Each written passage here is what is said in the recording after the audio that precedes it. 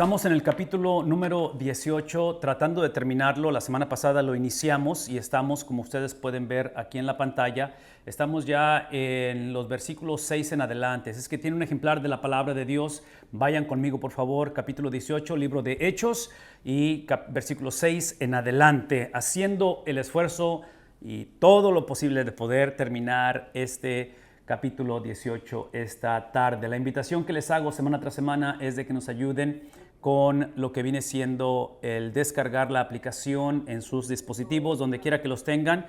Es Bible Lessons International, ahí es donde la van a encontrar y es muy importante que ustedes nos ayuden con eso, y parte de ello es que simplemente lo que queremos es promover estos recursos y hacerlos llegar a la iglesia local a través de las naciones.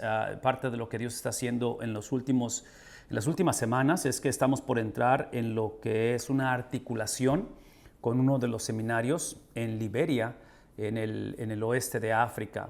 Así es que mandamos el currículum ya, se lo entregamos ahí al presidente del seminario y es algo extremadamente emocionante. Probablemente va a ser una clase durante el día por la cuestión del cambio de hora, y va a ser en inglés porque esos hermanos allá hablan en inglés, y va a ser transmitida obviamente a través de Zoom. Pero el punto es simplemente de que queremos hacer estos recursos disponibles a la iglesia, y si de alguna manera pueden usarse, de alguna manera pueden bendecir a alguien. Entonces estos pastores, estos misioneros plantadores de iglesias en esa parte del este de África, con el favor de Dios estaremos haciendo esto. Yo calculo que iniciamos en 2 semanas. Con el favor de Dios lanzamos el certificado, lo que estamos haciendo ahorita, pero lo hacemos para ellos, en el contexto de ellos, y que el Señor de alguna manera lo use otra vez para edificar la iglesia de Cristo. Capítulo número 18, y iniciamos en el versículo número 6. Simplemente como recordatorio, hemos hablado de Hechos como un álbum fotográfico en el cual el historiador Lucas se ha dado la tarea de poder documentar y poner las fotos que el autor de la Biblia le ha entregado para que comunique a la iglesia y al mundo, bajo la inspiración del autor de la Biblia, que es el Espíritu Santo. Y entonces ahorita estamos en el capítulo número 8, estamos al final de lo que viene siendo el segundo viaje misionero, y con el favor de Dios, al final del 18 inicia el tercer viaje misionero. Entonces vamos de cierta manera a cambiar de página, ¿sí? Ciertos eventos en cada viaje misionero, cambiamos de página y se mueve al siguiente. Recordamos que parte de ello es precisamente la comunicación de lo que es el mensaje. Algunos han dicho que el libro de los Hechos son los Hechos del Espíritu Santo, los Hechos de los Apóstoles. Yo voy a argumentar, basado en la centralidad de la palabra de Dios, que esos son los Hechos de Cristo. Y Cristo simplemente está empoderando, en este caso usando a esos escritores humanos para comunicar precisamente ese mensaje, que es la persona y que es la obra de Cristo. La otra cosa que está haciendo el evangelista Lucas es que está comunicando otra vez a través del álbum fotográfico, está comunicando precisamente el cómo es que se propaga este mensaje. Entonces, no solamente lo que es el mensaje, pero es el cómo se está propagando. Inclusive, esta combinación de estas dos cosas nos ayuda a navegar la realidad de una cultura completamente hostil, una cultura que se opone precisamente a la persona de Cristo y a la obra de Cristo. Es la cultura en la cual se movió el Evangelio hace 2000 años y hoy en día no es la excepción. Hoy en día estamos en la misma condición, de tal manera que esta hostilidad o esta oposición que es normativa en la Biblia con respecto al Evangelio, la encontramos ahora en un contexto, hace 2000 años, en una iglesia completamente confusa. Hay confusión en la iglesia. Varias razones las hemos mencionado. Una de ellas es precisamente el pluralismo o el universalismo que practicaba la cultura grecorromana. Y la cultura grecorromana, básicamente, su filosofía era esta, ¿sí? No se oponía a las religiones que podían practicar los pueblos que estaban bajo el yugo de ellos, entre griegos, entre judíos, entre diferentes culturas y trasfondos. Ellos no se oponían a sus prácticas religiosas siempre y cuando hubiera cabida, hubiera espacio para los dioses o la religión de los romanos. Entonces, como judíos, como griegos, como bárbaros, cualquiera que sea el trasfondo, pueden continuar sus prácticas siempre y cuando den cabida a nuestras prácticas también. Número 1. Y número 2, es la cuestión de que no pueden afirmar absolutos. Entonces, mientras ustedes otra vez tengan sus propias prácticas y su manera de acercarse a sus deidades, no hay ningún problema. Simplemente no hablen de que es la única manera la que ustedes creen, la que ustedes practican. Yo voy a argumentar que eso es precisamente donde estamos hoy en día. Somos una cultura de extremado pluralismo, universalismo. Hoy en día el énfasis es la autonomía, es la exaltación del yo, mis convicciones, lo que yo creo, lo que yo pienso de Dios, quien yo pienso que es Dios. Eso es lo más importante. Entonces, hemos regresado a este contexto muy similar a la cultura grecorromana, porque aquí el punto es el individuo, la persona. Que yo voy a argumentar que cuando hablamos de la salvación del hombre, precisamente el hombre es salvo, en lo que yo entiendo de la palabra de Dios, de tres cosas. Primeramente de Dios, somos salvos de la ira de Dios, somos salvos de la justicia de Dios, somos salvos de la santidad de Dios, porque Él es fuego consumidor. Número dos, somos salvos de nosotros mismos. Y aquí es donde entra el problema con el pluralismo o universalismo, esa autonomía, ese individualismo. Y la última es que somos salvos de condenación eterna, somos salvos de un infierno. Entonces, ese es el contexto en el cual hemos estado navegando y moviéndonos a través del libro de los Hechos. Versículo número 6 es donde estamos. Y hablando acerca de una cultura hostil, ¿adivinen qué? Aquí está ilustrando la hostilidad, pero cuando los judíos, ¿adivinen qué?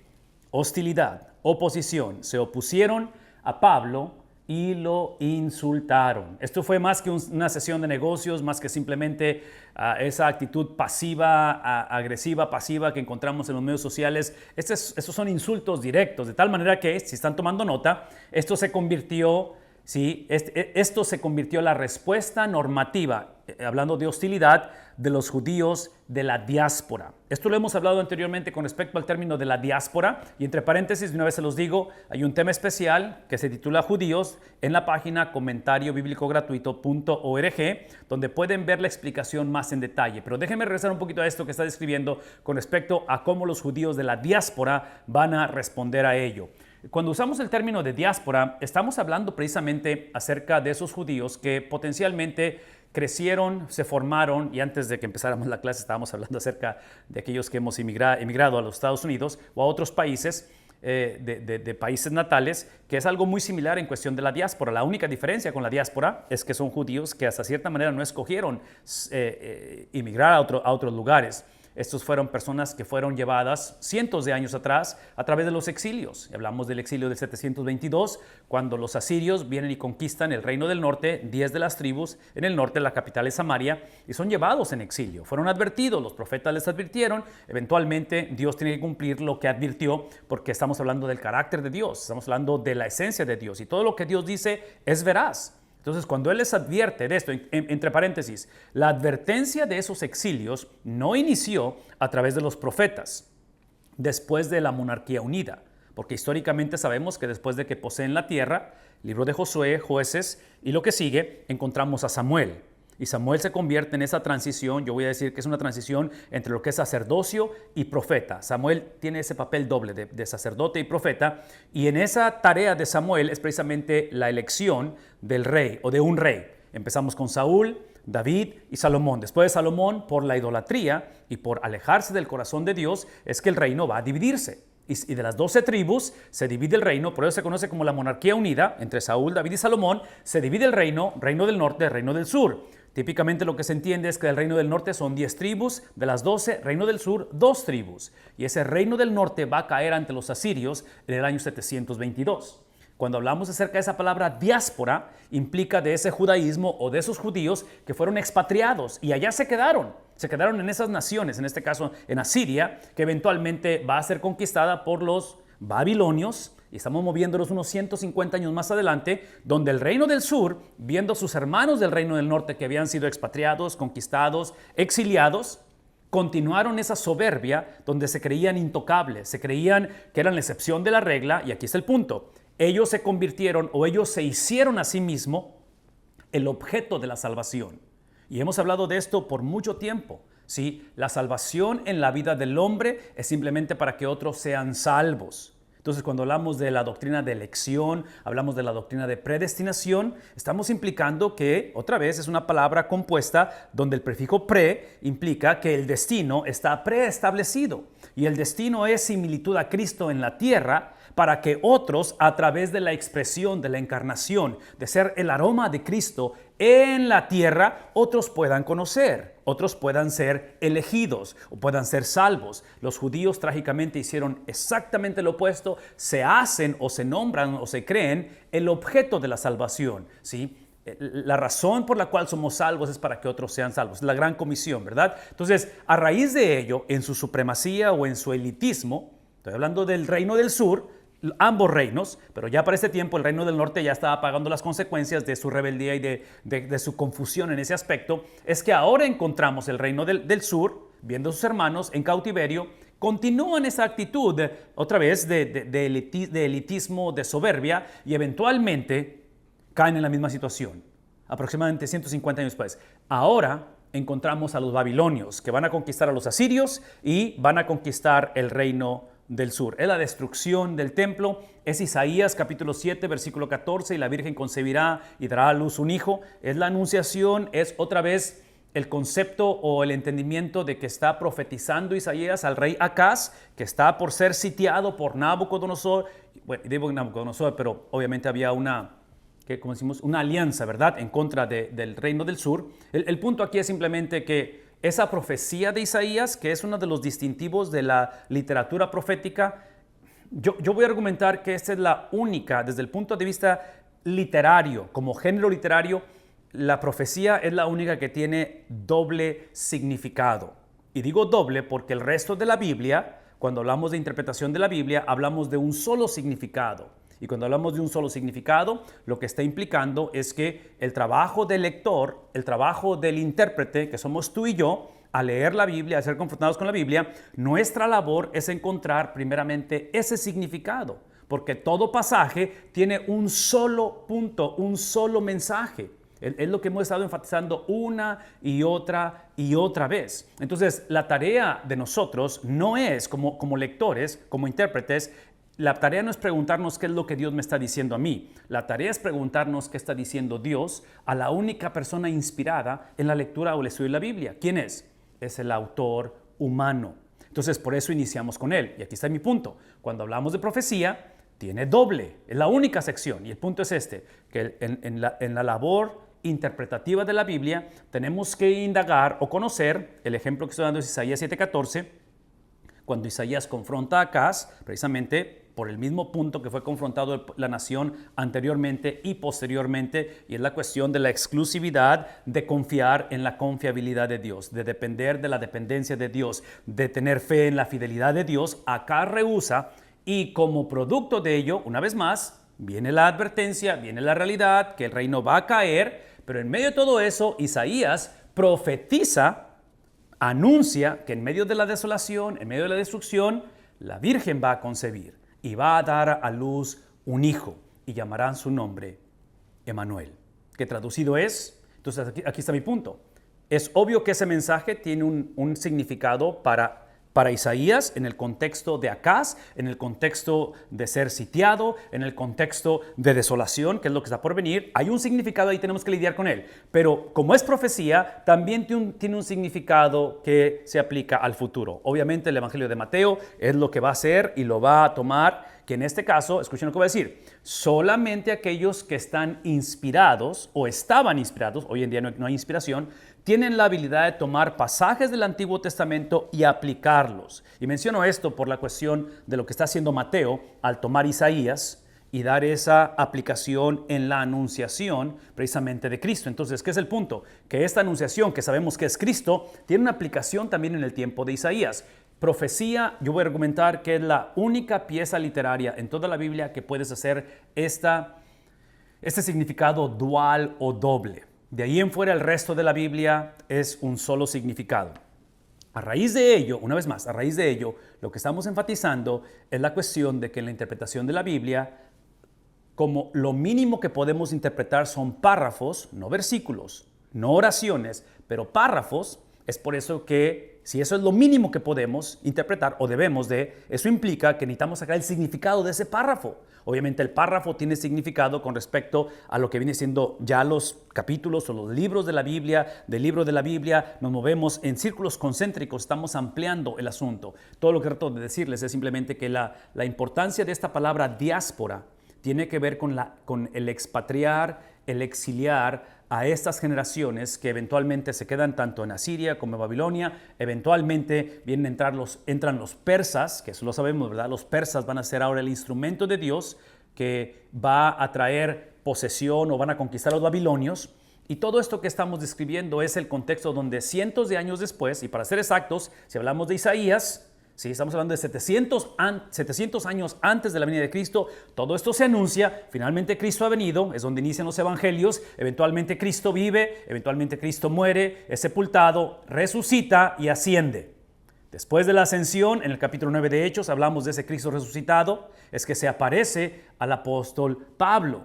Saulo de Tarso, Pablo. Y ahora que se ha aparecido, es exactamente donde estamos ahorita con respecto a esta oposición que está encontrando con respecto a estos judíos de la diáspora, a esos judíos que están fuera de Jerusalén. Siguen siendo judíos, pero en este caso están fuera del entorno geográfico donde originalmente estaban los judíos, la tierra prometida, y todo sucedió por su desobediencia. Algo que quiero recalcar, porque vamos a hablarlo un poquito más adelante de esto, es que estas advertencias de exilios para el 722 y el 586, Asiria, Reino del Norte, a Babilonia, Reino del Sur, fueron originalmente anunciados, profetizados, advertidos en Deuteronomio capítulos 26, 27, 28 a través de Moisés. Porque Moisés, hablando a la generación que iba a conquistar la tierra, les advirtió claramente: Estas bendiciones que estoy describiendo son bendiciones o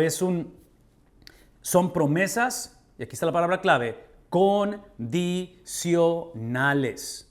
Esta es la razón por qué, y condicionales porque si me obedecen y se acatan a mis estatutos, van a prosperar. Si deciden rebelarse y deciden prostituirse espiritualmente, ir tras los Baales, van a pagar las consecuencias de ello. E inclusive, Moisés les advierte: lo que ustedes están por atestiguar con respecto a estas naciones paganas, la conquista de la tierra, y aquí es donde entra el concepto de la guerra santa, el concepto donde Josué es instruido a literalmente deshacerse de todo lo que está en esos lugares.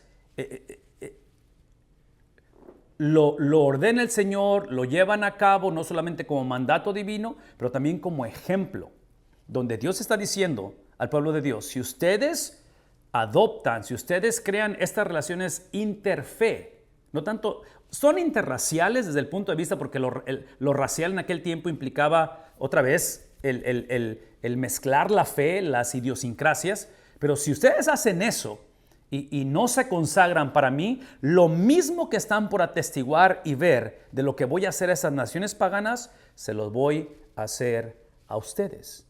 Y es donde entramos en esos exilios que estamos describiendo. Entonces, mi punto es que simplemente lo que Moisés advirtió, y Moisés es considerado el profeta, porque en el Antiguo Testamento un profeta es aquel que escribe la palabra de Dios, que revela la palabra de Dios. Y Moisés, obviamente, siendo el autor de ese Pentateuco, lo que históricamente creemos, es categorizado como un profeta. En fin, todo esto Pablo lo va a encontrar como una realidad. Es quien se está oponiendo a él, porque Pablo se lanza a predicar el evangelio a los gentiles, y cuando hablamos de gentiles hablamos de los judíos en torno, ¿verdad? Geográficamente hablando, estamos hablando de los judíos fuera de Palestina, fuera de Jerusalén, que es donde estamos, y por eso se les llama a los de la diáspora. Déjenme llevarles ahora a lo que implica esto cuando lo insultan. A hablando de Pablo, se sacude la ropa en señal de protesta. Y esto es lo que les dice. Ok, estas prácticas de sacudirse la ropa,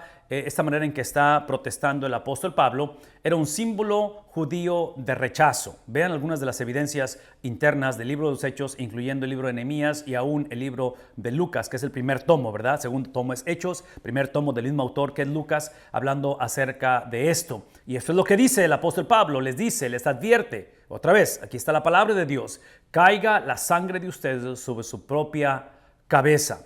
La implicación de esto es que Pablo está literalmente haciéndolos responsables con respecto al rechazo, que es el punto. Y esto lo he enfatizado mucho, mucho, mucho y lo voy a enfatizar una vez más.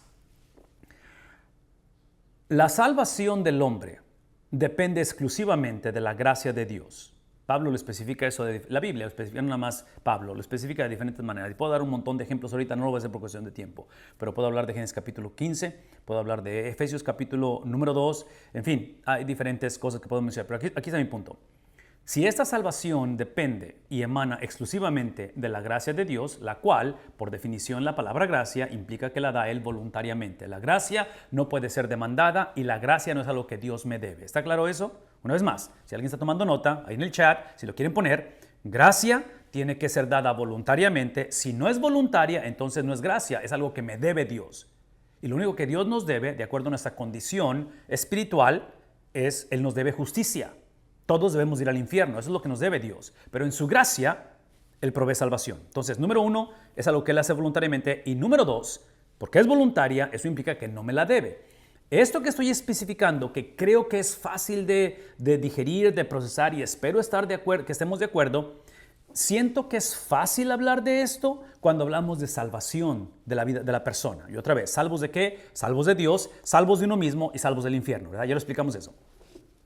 Tengo la impresión que este concepto de gracia batallamos para procesarlo, creerlo, afirmarlo y especialmente abrazarlo cuando pasamos por el valle de sombra y de muerte, sobre todo como cristianos y aún los no cristianos también, pero especialmente como cristianos porque siento que algo sucede en la experiencia de esa salvación, del evento cuando somos salvos y ahora esa salvación continua, justificación, santificación, ¿verdad? Ser posicionados en Cristo y ahora poseer a Cristo. Esta experiencia dual, que realmente es una sola, ¿verdad? Porque somos salvos para ser santificados. Somos justificados para caminar en similitud de Cristo.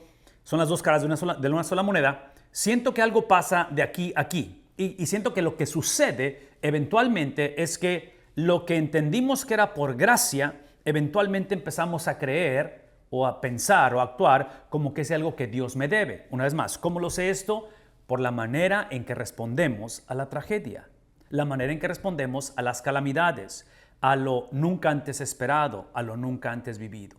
Y todo esto es una conversación que necesitamos tenerla cotidianamente y entre paréntesis, cuando digo cotidiana, esa es la razón que enfatizo, invito, suplico e imploro que prediquemos a través de libros de la Biblia, que estudiemos a través de libros de la Biblia. ¿Por qué? Porque cuando lees o predicas a través de libros de la Biblia, te forza a hablar de estos temas. De otra manera, potencialmente estamos dando una dieta no balanceada a la congregación, a la familia, a la misma persona, de tal manera que empezamos a fomentar, crear, practicar esa separación o ese abismo entre la gracia solamente en salvación, pero después de la salvación pensamos que ya ahora sí, porque soy salvo y me puse la camiseta del equipo y pertenezco a Cristo, ahora Él me debe gracia. No, no, no.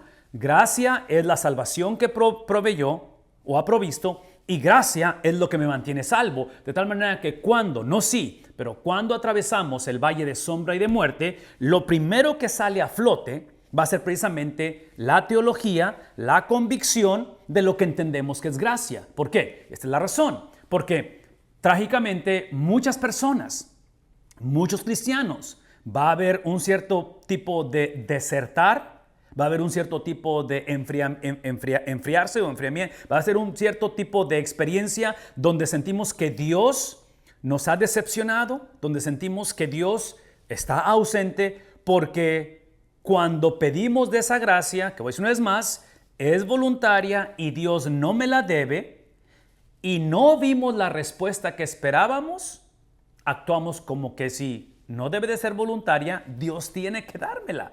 Porque soy su hijo, porque le he servido y empezamos a dar todas las razones por qué Dios nos debe. El punto es simplemente que Pablo, observen lo que está haciendo Pablo. Pablo desde un principio los hace responsables de su decisión. ¿Por qué? Porque precisamente esa es la salvación. La salvación que implica discipulado es que el ser humano, cuando la persona es salva, la persona llega al conocimiento de su responsabilidad, de entender de que... Entonces, aún la persona no salva, Pablo está diciendo, ustedes son responsables. Entonces, una vez más, como padre y muy pronto como abuelo, como yo no puedo salvar a mis hijos, yo no puedo salvar a mis nietos, yo no puedo salvar mi matrimonio, yo no puedo salvarme a mí mismo, lo único de lo que soy responsable como padre, como esposo, como abuelo, como pastor, es asegurarme que si por alguna razón esta actitud de rechazo, mis hijos la escogen, si esto es lo que mis nietos escogen hacer, la congregación, si esto es lo que la persona escoge, asegurarme que lo que están rechazando es el Evangelio y no una caricatura del Evangelio, no una versión transmalversada o culturalizada del Evangelio, que yo voy a argumentar es exactamente lo que Pablo ha hecho. Y a Pablo, porque ha predicado el Evangelio, porque ha predicado el querigma que hemos hablado, ¿verdad? Otra vez la predicación de los apóstoles, es que él se siente con esa libertad de simplemente hacerlos responsables y dice él, caiga la sangre de ustedes sobre su propia cabeza. Una vez más, por favor, escúchenme. Aquí es donde yo voy a argumentar que el concepto de amor incondicional no es bíblico. ¿Por qué? Porque observen cómo hay una condición. Pablo por amor está predicando, Pablo por gracia está dando, Pablo está predicando esa oportunidad, ese mensaje de salvación, pero tiene una condición. Y la condición es que el hombre responda. Y al rechazar, es obvio que el problema que conocemos como el pecado imperdonable, precisamente es el escoger no creer, el escoger incredulidad. Entonces, mi punto simplemente aquí es es de que como pastor, como padre, como jefe de familia, como esposo, como abuelo, tengo la impresión, y esto es difícil, lo que voy a decir es difícil de hacer y difícil de realmente procesar, porque otra vez como pastor amo la iglesia, como pastor amo mi matrimonio, como padre amo a mis hijos, mis nietos. Entonces, a veces es difícil encontrar ese balance entre ese amor y esa condición. Porque tiene que ser un amor que tenga una relación condicionada. No sé si eso está claro. Una vez más, es amor, entonces amo, entrego, comparto, predico, voy, sacrifico. Todo eso es un deleite hacerlo, no porque tengo, pero porque puedo, ¿verdad? Entonces, porque Él me amó primero, entonces deseo amar, deseo perdonar, porque fui perdonado. Pero vean lo que voy a decir. Pero eso tiene que tener un parámetro, tiene que tener de alguna manera estatutos de cómo navegar la relación, porque lo que está haciendo el apóstol Pablo, estamos viéndolo aquí, él está compartiendo ese amor, está compartiendo esa misericordia, esa gracia tiene que ser manifestada en una relación condicional. Y Pablo, esa relación condicional no es nada atractiva. Entonces, una vez más, estoy haciendo este énfasis esta noche porque quiero que traigamos esta conversación y la conectemos en la relación matrimonial, en la relación conyugal, en la relación de padre e hijo, de nieto con abuelos, porque tengo la impresión que hoy en día o escogemos una o escogemos otra o ignoramos las dos.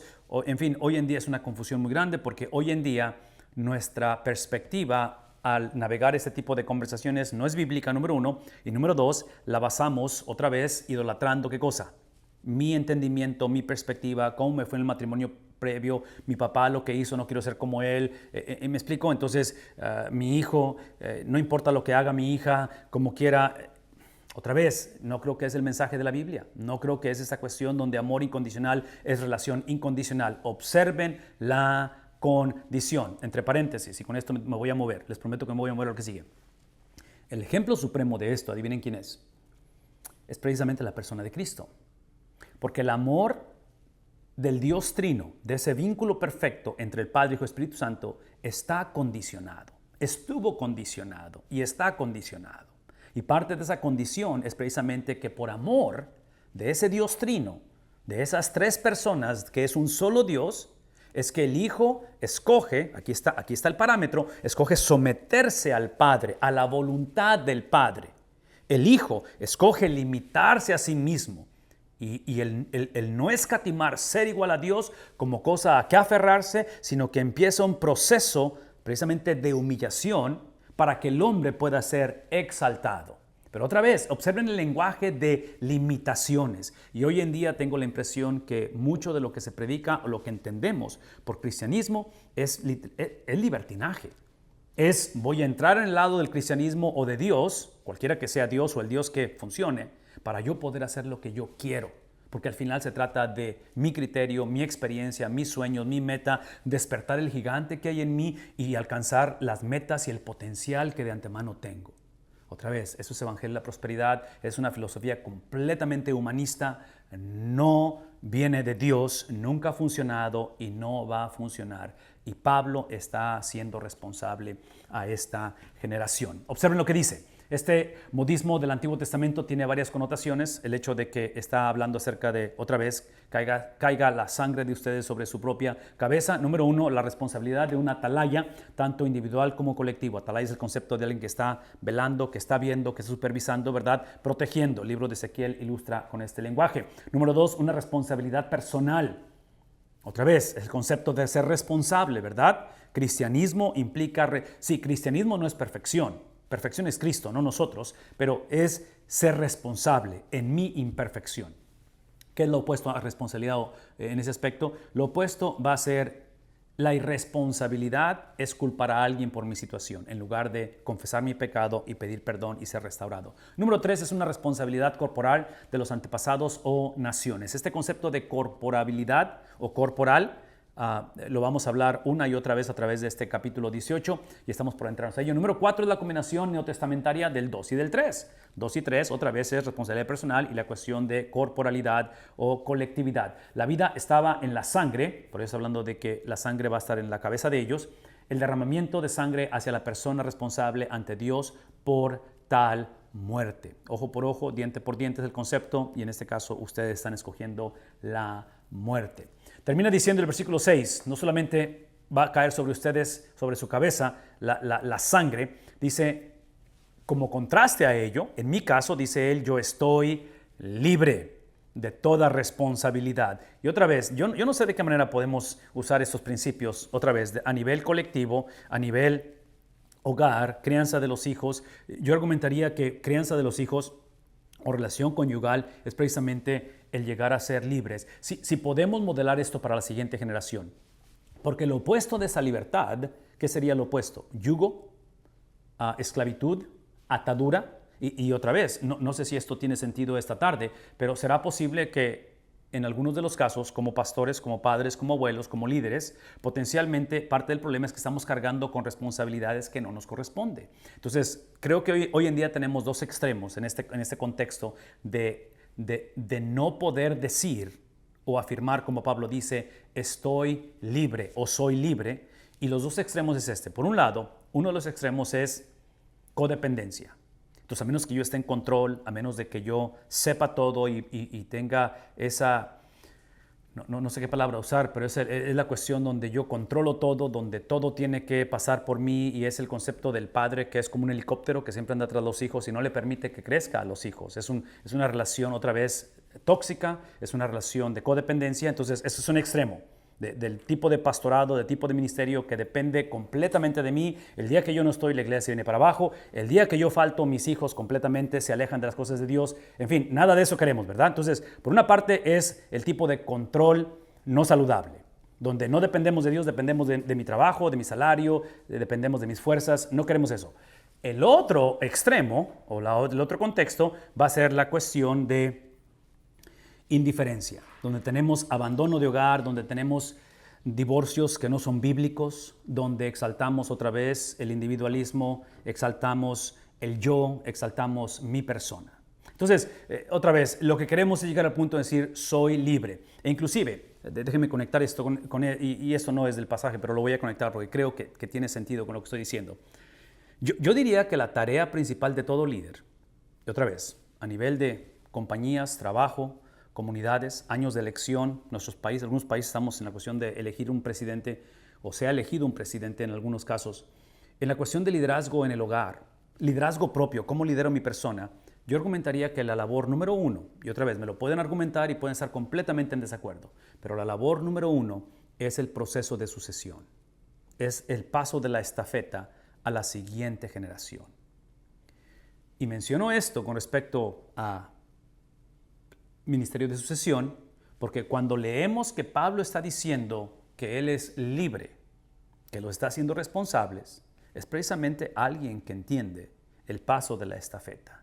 Entonces, al pasar la estafeta a esos judíos de la diáspora, judíos fuera de Palestina, el paso de la estafeta no garantiza que la van a tomar la estafeta, ¿verdad? Es lo que estamos diciendo. No garantiza que la gente va a aceptar a Cristo.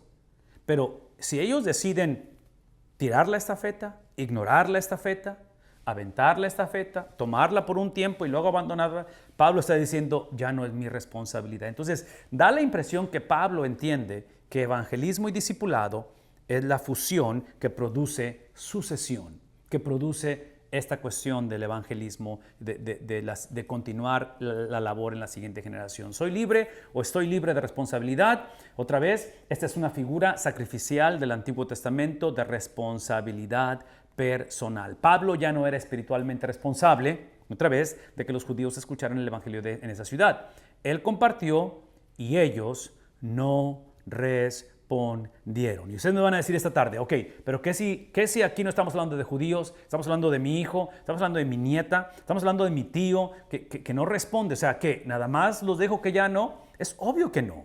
Es obvio que no. Es obvio que el buscar, el ir tras él, la imagen que viene a mi mente es la imagen de Ruth y de Boaz en el libro de Ruth, donde él es el pariente redentor, ¿es el término? Se me olvidan los términos, pero es el pariente que va tras Ruth, ¿verdad? Es el pariente que no tenía que hacerlo, pero decide y encuentra deleite en redimir o en hacer, que obviamente es una figura que está apuntando hacia Cristo, que es lo que Cristo hace al final del asunto, ¿verdad? Cuando se presenta ante la ciudad, dice Jerusalén, Jerusalén, que matas a tus profetas. Entonces, ¿cuántas veces no traté yo de traerte a mí mismo? Entonces, lo que estoy tratando de decir es simplemente de que esta cuestión de hacerlos responsables y de llegar a ese punto de libertad es potencialmente lo que Dios va a usar para que el evangelio conecte. El ejemplo también puedo pensar en el hijo pródigo, el cual el padre lo hizo responsable al dejarlo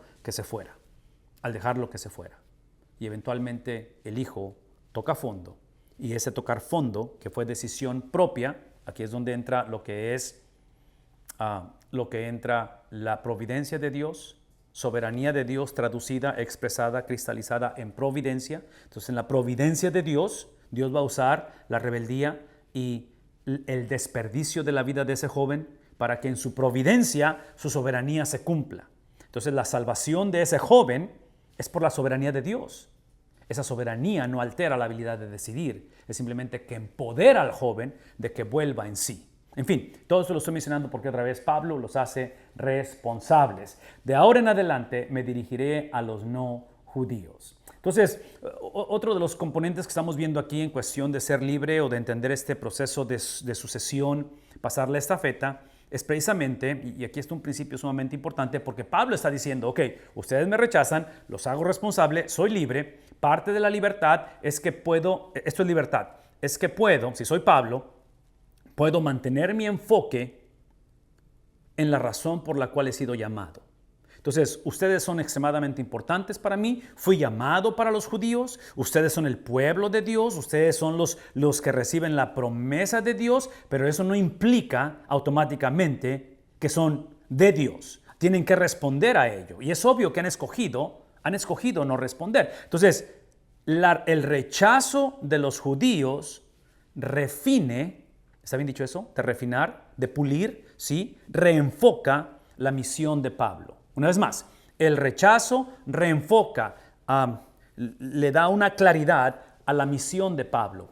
Y esto que estoy mencionando, una vez más, desde un principio teológico, doctrinal, bíblico, creo que tiene sentido lo que estamos diciendo, pero cuando ese rechazo y esa situación, otra vez, es un pariente, es la iglesia que amas, y entre más amas y sirves como pastor, sientes el rechazo. La cultura en que vivimos, por más que te esfuerzas, por más que haces esta cuestión evangelística, esta cuestión de discipulado, y vemos que sentimos como que las llantas del carro están literalmente en hielo, están así nada más patinando y no sentimos tracción en el asunto, es difícil pensar que esto está simplemente, otra vez, puliendo la cosa y dándonos más enfoque.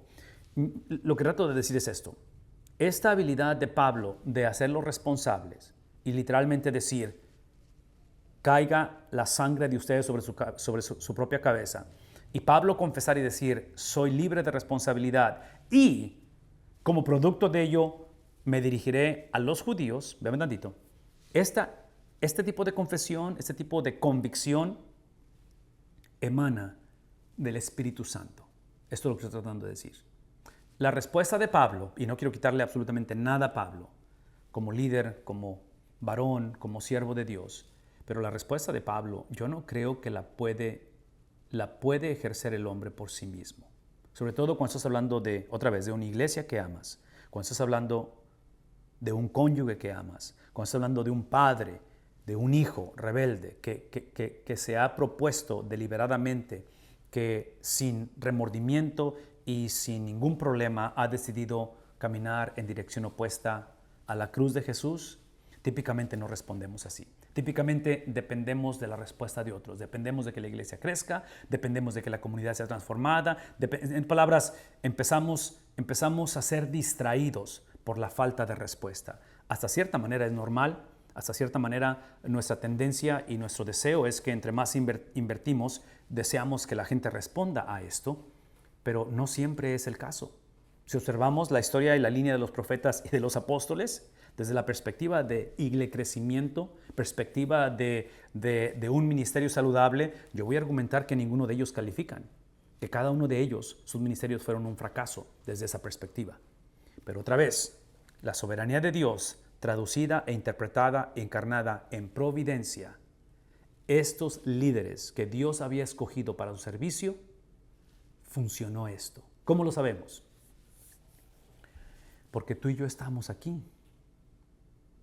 Si la razón por qué la iglesia está aquí es porque Cristo lo dijo, y no solamente lo dijo, que las puertas del Hades no iban a prevalecer contra ella, pero Cristo también dijo cómo es que la iglesia iba a prevalecer. E iba a prevalecer a través de la predicación y la exposición de la palabra de Dios. Estos líderes lo hicieron, mantuvieron su fidelidad a esa exposición de la palabra de Dios. A algunas ocasiones les tocó ver ese fruto, en muchas de las ocasiones, la mayoría, no les tocó ver ese fruto, pero tuvieron la habilidad dada por Dios de creerle a Dios. No solamente creían en Dios, su predicación afirmaba que creían en Dios, pero en momentos de oposición le creyeron a Dios. Entonces, esa es la oración que estamos elevando, hemos elevado, es donde queremos fusionar y casar lo que creemos en la manera en que vivimos y cómo reaccionamos, sobre todo en tiempos de sequía, en tiempos de oposición, en tiempos de carencia, en tiempos de confusión, en tiempos de traición, en tiempos donde potencialmente sentimos que estamos llegando al final de la jornada.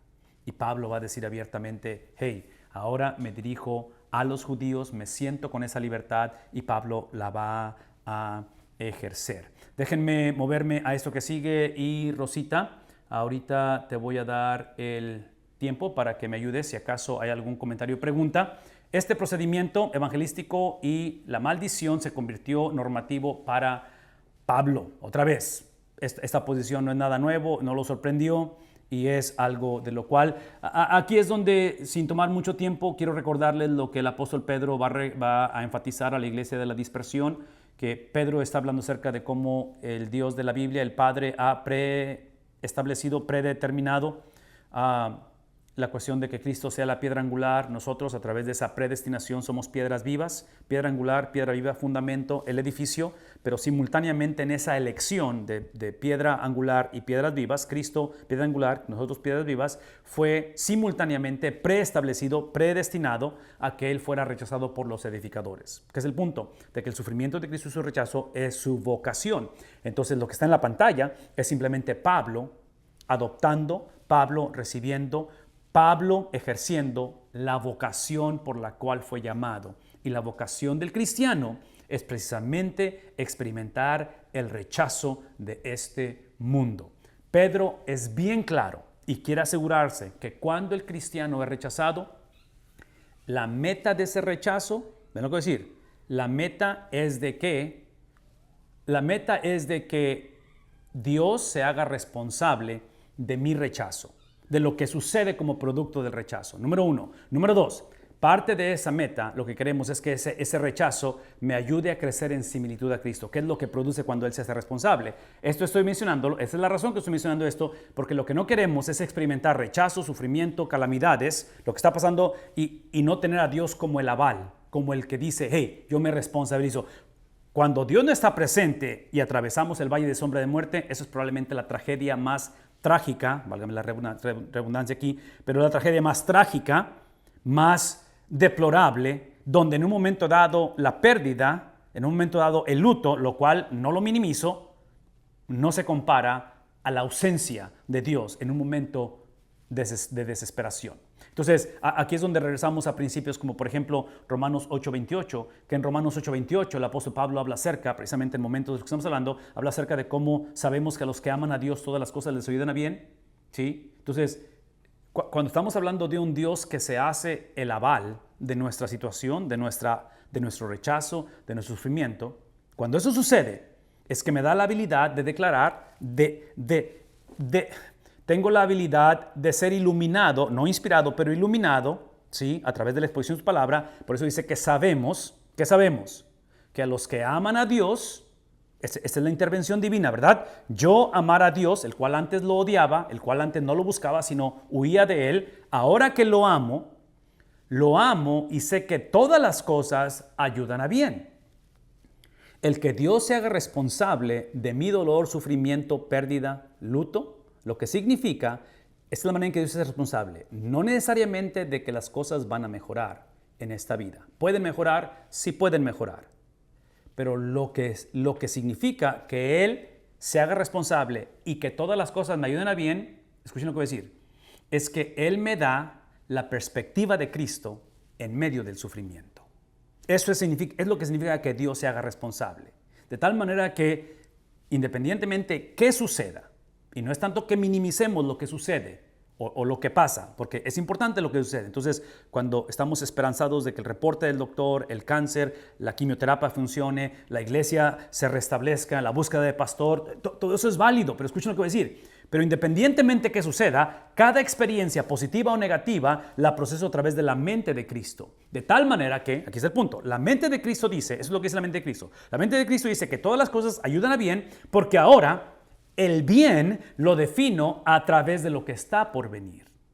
Lo presente, lo inmediato, lo proceso a través de lo que está por venir. Por eso es que era necesario que Cristo naciera a través de una virgen, viviera una vida perfecta, fuera a una cruz, fuera sepultado, resucitara y ascendiera al Padre. ¿Por qué? Porque todo lo que acabo de narrar afecta lo inmediato, pero me lleva a una perspectiva de lo que está por venir, lo que llamamos la consumación de todas las cosas. Entonces, tener la habilidad de ser empoderado por Dios para poder procesar, otra vez, lo que estoy viviendo y entender que todo ayuda para bien, es simplemente mantener una perspectiva de la realidad, pero la mantengo a través de lo que está por venir. Y lo que está por venir, lo sabemos porque es lo que enseña la palabra de Dios, lo que está por venir es la consumación de todas las cosas. Todo será hecho nuevo, no solamente va a ser recompensa, va a ser restaurado. Lo que perdimos va a ser restaurado. Entonces, otra vez, en momentos como los que está atravesando el apóstol Pablo, es extremadamente importante que esto es normativo y Pablo entiende eso.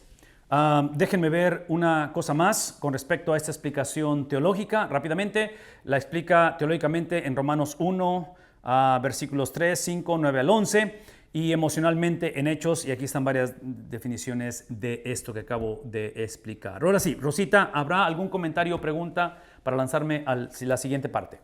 Sí, pastor. Un comentario del pastor Soto dice: gracia es dada voluntariamente para salvación de parte de Dios. Y después continúa: gracia, creo que es algo que está batallando asimilar la iglesia del siglo XXI, ya que en el siglo XX se nos enseñó un evangelio moralista, donde se trata de lo que yo hago esto o aquello para agradar a Dios y Él me debe de bendecir porque yo sí soy obediente.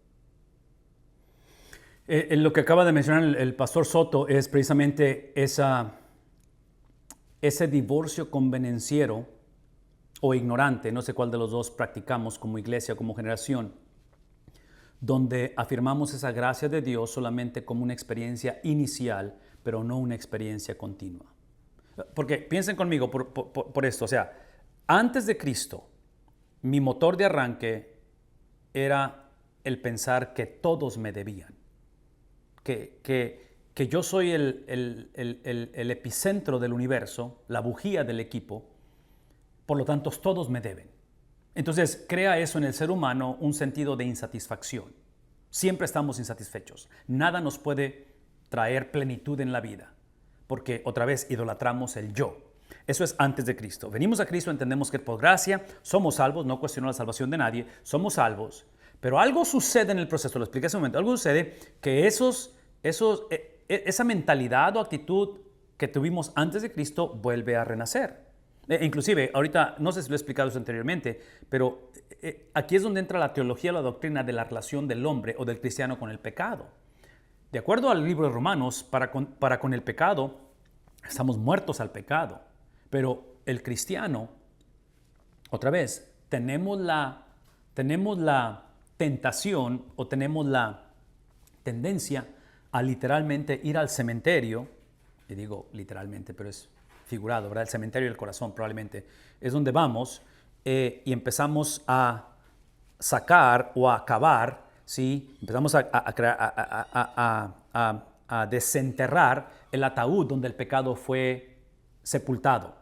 Entonces lo sacamos y lo abrimos y literalmente el pecado vuelve y es donde tomamos esa mentalidad otra vez de que me deben, es el sentido de que todos me deben, pero ahora como somos cristianos, ahora ponemos a Dios en la silla de los acusados y decimos Dios también me debe, por lo tanto Dios tiene que hacer esto, si realmente existe Dios, tiene que hacer esto, esto y esto. Entonces yo he llegado a la conclusión de cierta manera que el ateísmo, y yo no sé cómo decir esta palabra realmente en español, pero sé que en inglés es el concepto de destruir lo construido. Deconstruction se dice, pero es destruir lo construido, hablando de la fe, cómo edifica, y luego personas que llegan a ese punto, y ateísmo, en un momento dado no es tanto de que no crean en Dios, es que están enojados con Dios. Porque Dios no hizo lo que ellos esperaban que Dios hiciera. ¿Por qué? Porque otra vez hemos regresado a esa mentalidad donde Dios me debe. Entonces yo argumentaría que no hay relación más libre para el ser humano que recordarnos unos a otros que Dios no me debe absolutamente nada. Que realmente lo que me debía, que es justicia, se la entregó al Hijo, ¿verdad? El Hijo fue el que, dice el apóstol Pablo en 2 de Corintios capítulo 5, al final dice que es la cuestión de que el que no conoció pecado por nosotros se hizo pecado. En fin, aquí es donde tenemos que recordar eso que está explicando el pastor Soto, que es de suma importancia. Excelente comentario. ¿Algo más, Rosita? Es una pregunta del hermano Edgar. Dice, pastor, una duda. ¿Cómo encontramos armonía entre la doctrina de la elección con la responsabilidad personal de cada quien de la salvación? Excelente pregunta. ¿Cómo podemos armonizar la doctrina de elección con la doctrina de libre albedrío o la habilidad de decidir? Acordémonos una cosa, y esto lo hablé al principio con respecto, usando el ejemplo de Isaías 7:14, que profecía es el único tipo, es la única categoría o género literario que tiene doble significado, presente y futuro. El resto de la Biblia solamente tiene un significado.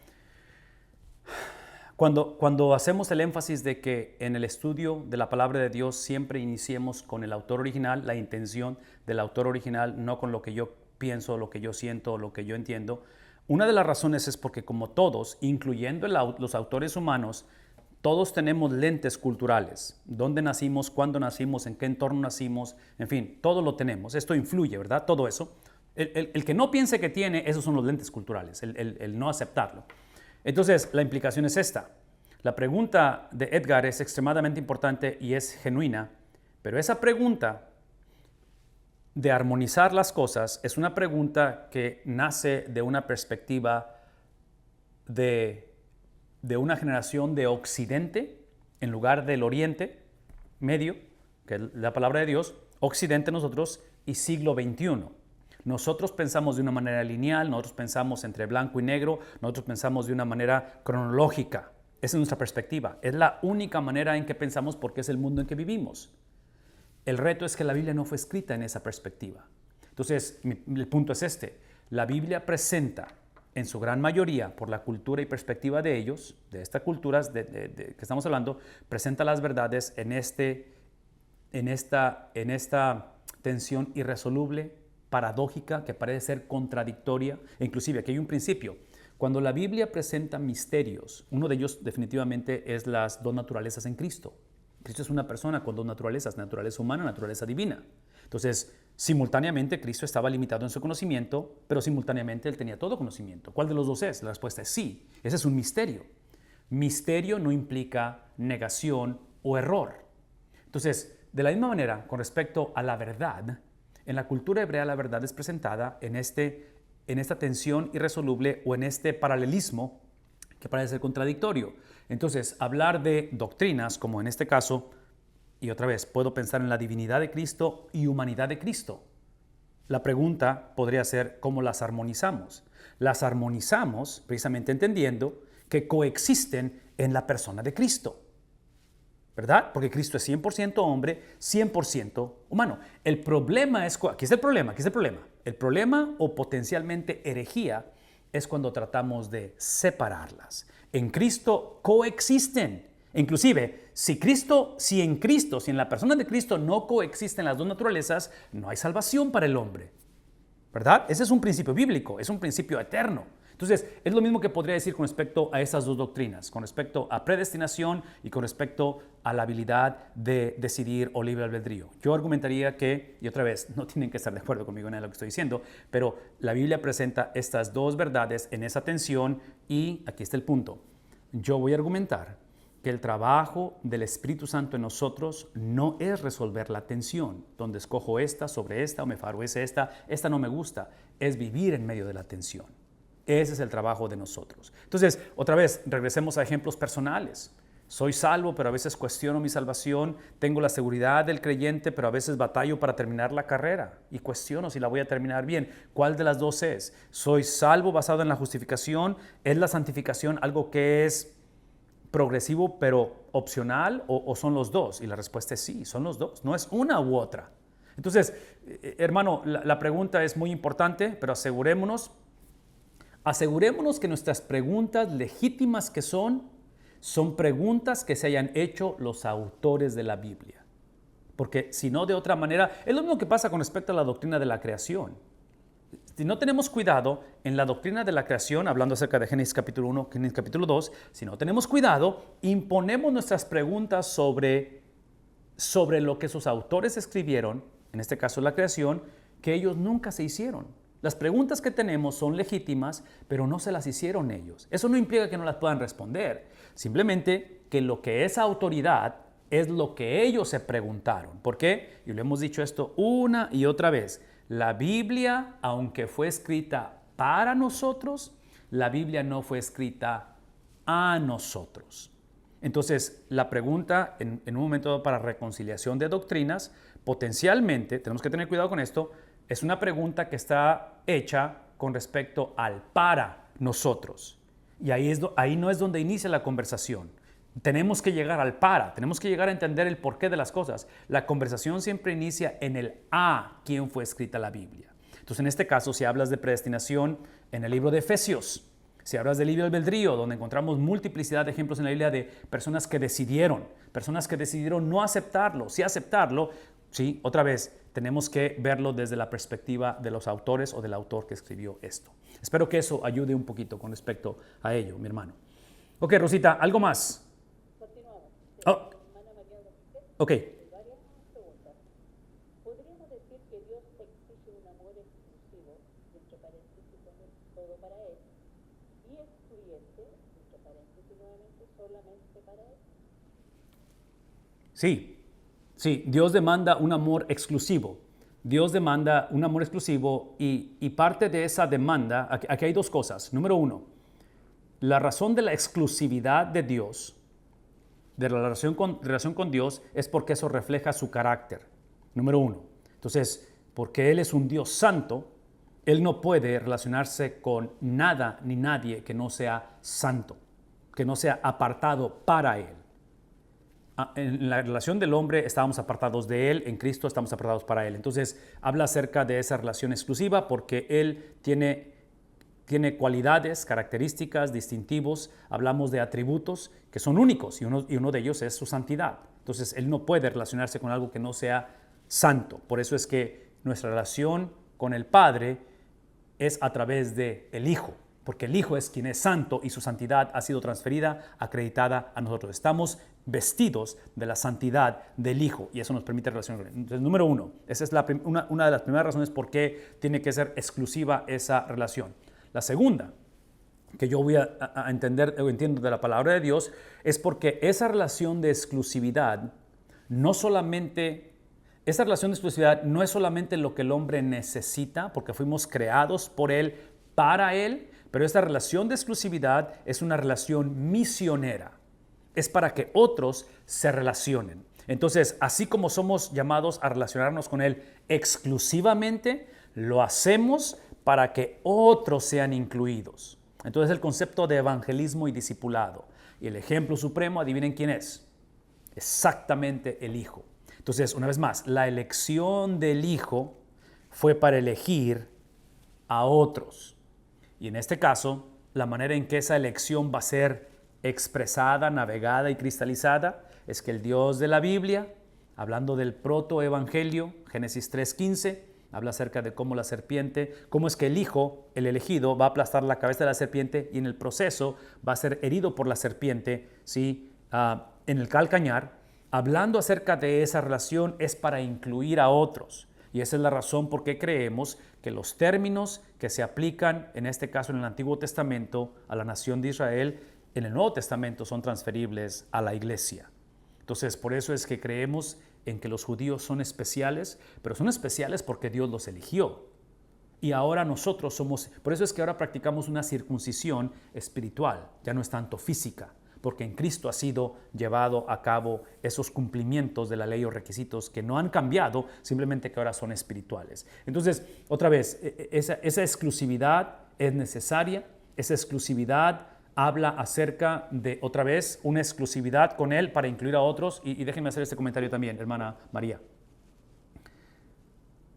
La manera en que nuestra exclusividad en relación con Dios incluye a otros es precisamente que y aquí regreso a la pregunta anterior con respecto a las verdades dadas en esta tensión irresoluble o en esto que parece paradoja, es de que aun cuando he sido posicionado en Cristo y soy completamente santo y soy santificado en Él posicionalmente, Pablo dice en Romanos que no hay condenación para los que estamos en Cristo, simultáneamente estoy poseyendo a Cristo. Entonces es justicia posicional y justicia progresiva.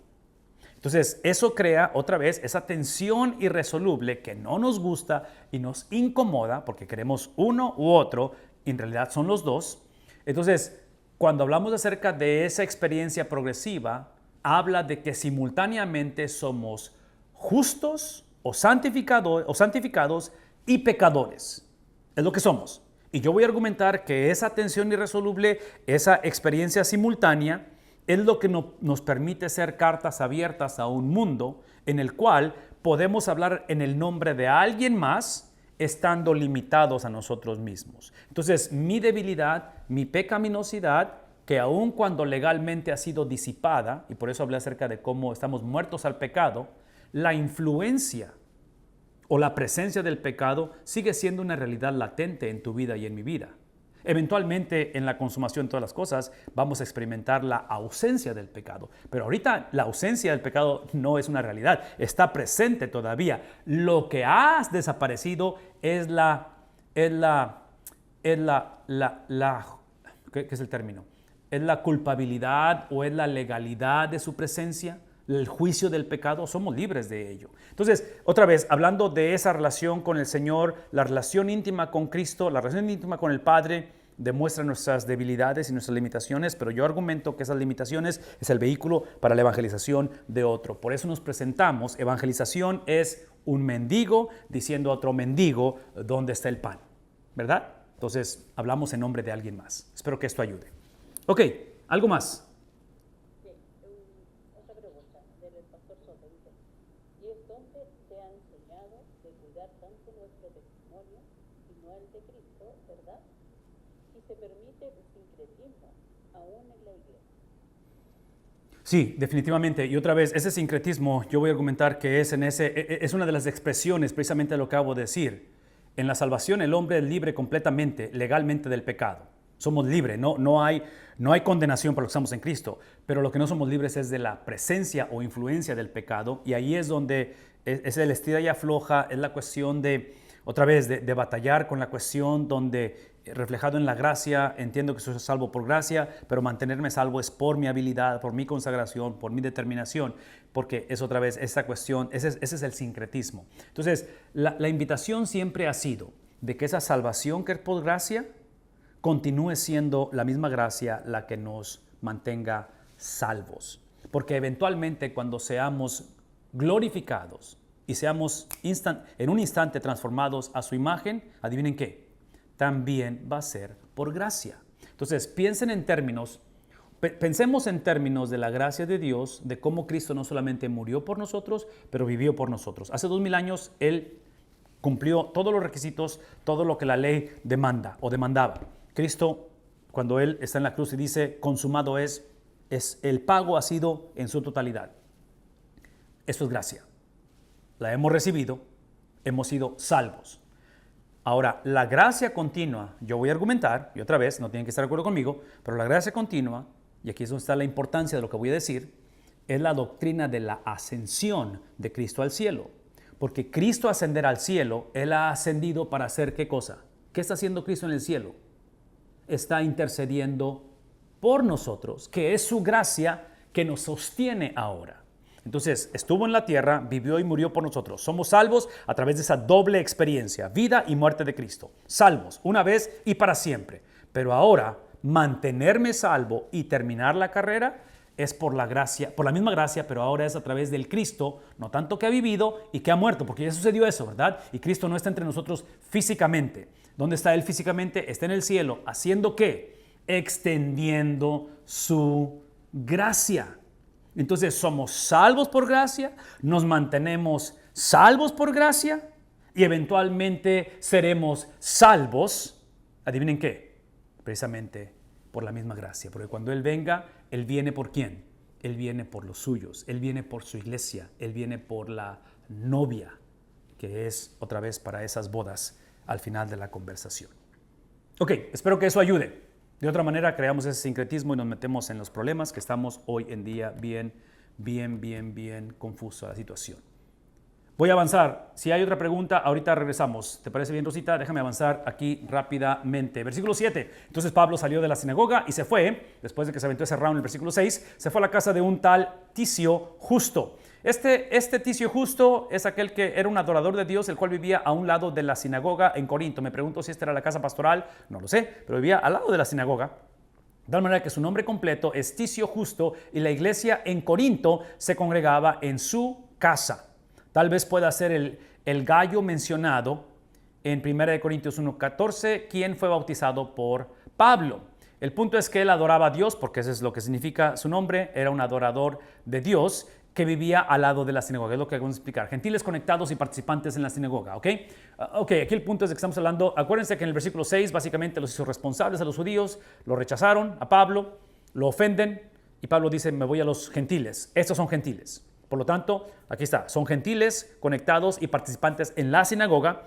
Los, entre comillas, temerosos de Dios, que encontramos a través del libro de los Hechos, es un sinónimo de adoradores de Dios. Y de ello mismo encontramos esa misma frase usada en Hechos 16, que ya la leímos, acerca de Lidia, de varios de los griegos en Tesalónica, ¿sí? Y en Berea. Son no judíos temerosos de Dios. Son aquellos que podemos etiquetarlos como simpatizantes, sería la palabra. Al parecer eran griegos atraídos al judaísmo o por el judaísmo, asistían a la sinagoga cuando podían, pero no eran prosélitos completos. El proselitismo es simplemente cuando una persona pasaba de no judío o de gentil al judaísmo. Implicaba tres cosas, lo hemos dicho anteriormente. Implicaba ser circuncidado si es varón, implicaba bautizarse a sí mismo Y número 3, si el templo estaba disponible, sacrificar, un sacrificio. El bautismo que hacían de sí mismos era en frente de 3 testigos. Esos 3 pasos los calificaba como judíos. Entonces, estos no son judíos todavía o no han entrado al judaísmo oficialmente, pero son simpatizantes. Crispo, versículo 8, el jefe de la sinagoga, hablamos del que está vivelado en la sinagoga, ahora estamos hablando del que es el jefe de la sinagoga, creyó en el Señor con toda su familia. El organizador y superintendente de la sinagoga local es este hombre llamado Crispo, y otra vez lo define como alguien que va a creer, él con toda su familia. La cabeza del hogar viene a Cristo y la familia inmediata es bautizada. Vean que hay un cierto tipo de patrón que está describiendo el libro de los Hechos. Escuchen lo que voy a decir, por favor. Escuche, esto no lo estamos presentando como algo prescriptivo, sino descriptivo. En otras palabras, no sucede todo el tiempo, este orden donde el Padre viene a Cristo y todos se convierten, no sucede todo el tiempo, sucede algunas veces, no está garantizado esto. De tal manera que encontramos aquí un cierto tipo de experiencia continua en algunas ocasiones. 3 temas especiales: bautismo, bautismos de la familia y creer en lo que significa en el Nuevo Testamento. La familia era prioridad, el individualismo no era enfatizado. Obviamente que ese es un problema serio. Esto que está en la pantalla ilustra lo que acabo de hablar o explicar con respecto a las doctrinas en la Biblia, como la mentalidad hebrea, o en este caso la mentalidad en que fue escrita la palabra de Dios, porque es la perspectiva de sus autores, es una perspectiva corporal, no es una perspectiva individual. Entonces tú y yo nacimos, somos una generación completamente individualista. Inclusive, ¿cómo aceptamos a Cristo? Típicamente la invitación es: acéptalo en tu corazón, haz esta oración, lo cual no creo que está mal necesariamente, pero observen cómo sobreenfatizamos la experiencia personal, que trágicamente en la mayoría de los casos es traducida como individual. Entonces continuamos o perpetuamos, de cierta manera, sin saberlo o sin querer queriendo, como el Chapulín Colorado, empezamos o continuamos perpetuando que es tu relación con Dios, es tu salvación, nadie te puede juzgar. No es la mentalidad de la Biblia. En la Biblia hablamos de una relación personal, no individual, personal para expresarse en corporal. Personal para corporal. Entonces, es parte de lo que estamos describiendo aquí. También creyeron y fueron bautizados muchos de los corintios que oyeron a Pablo.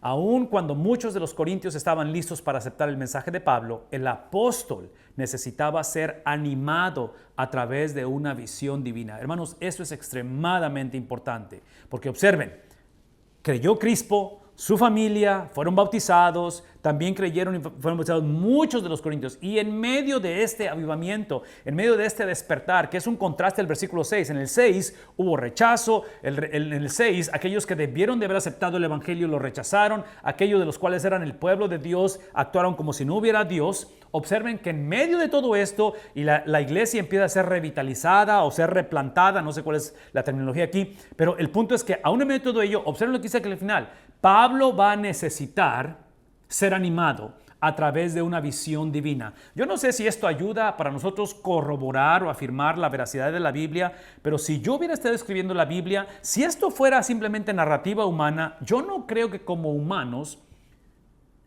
expondríamos o presentáramos la debilidad del cristianismo.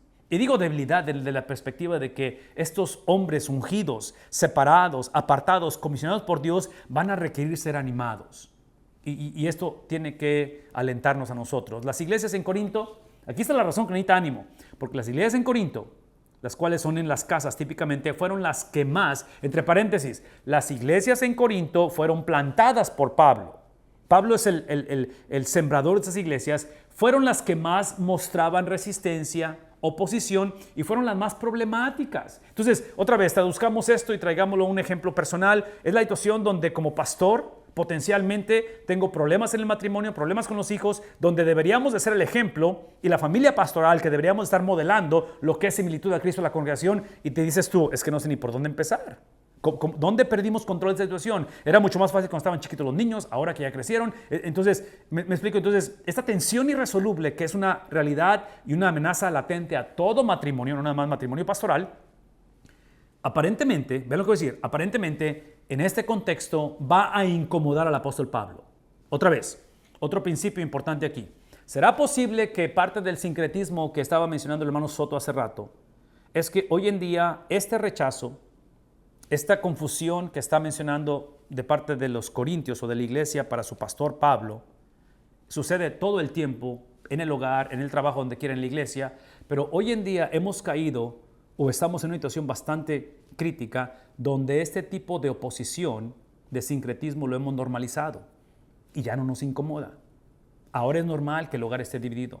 Ahora es normal que el ministerio vocacional, pastoral, se vea nada más como un trabajo donde mientras él predique y él pastoree la iglesia, no importa cómo viva la familia, o si la esposa está involucrada, o si los hijos, ¿me explico? O sea, creamos otra vez estas versiones convenencieras de lo que la Biblia describe como algo normativo. Entonces, otra vez, observen lo que está diciendo, porque en medio de todo esto, observen cómo responde el apóstol Pablo. Y esta respuesta de Pablo, una vez más, lo dije hace un momento, son respuestas que reflejan la plenitud de su espíritu, del Espíritu Santo en Pablo, porque aun cuando las amaba, Pablo a las iglesias en Corinto le causaron gran dolor personal. Entonces, el amor de Pablo, otra vez estoy pensando en vos, en Ruth, cómo va atrás de ella y literalmente no ve en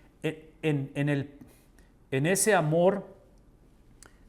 La palabra es amor de lealtad, si no me equivoco. La palabra del hebreo, la palabra original de que describe la pasión y el amor de vos por Ruth, que es lo mismo que encontramos en el libro de Oseas, cuando hablamos del profeta Oseas tras su esposa, la cual se ha prostituido, literalmente prostituido, y va atrás de ella, que es una expresión del Dios de la Biblia sobre la nación de Israel y sobre su iglesia hoy en día.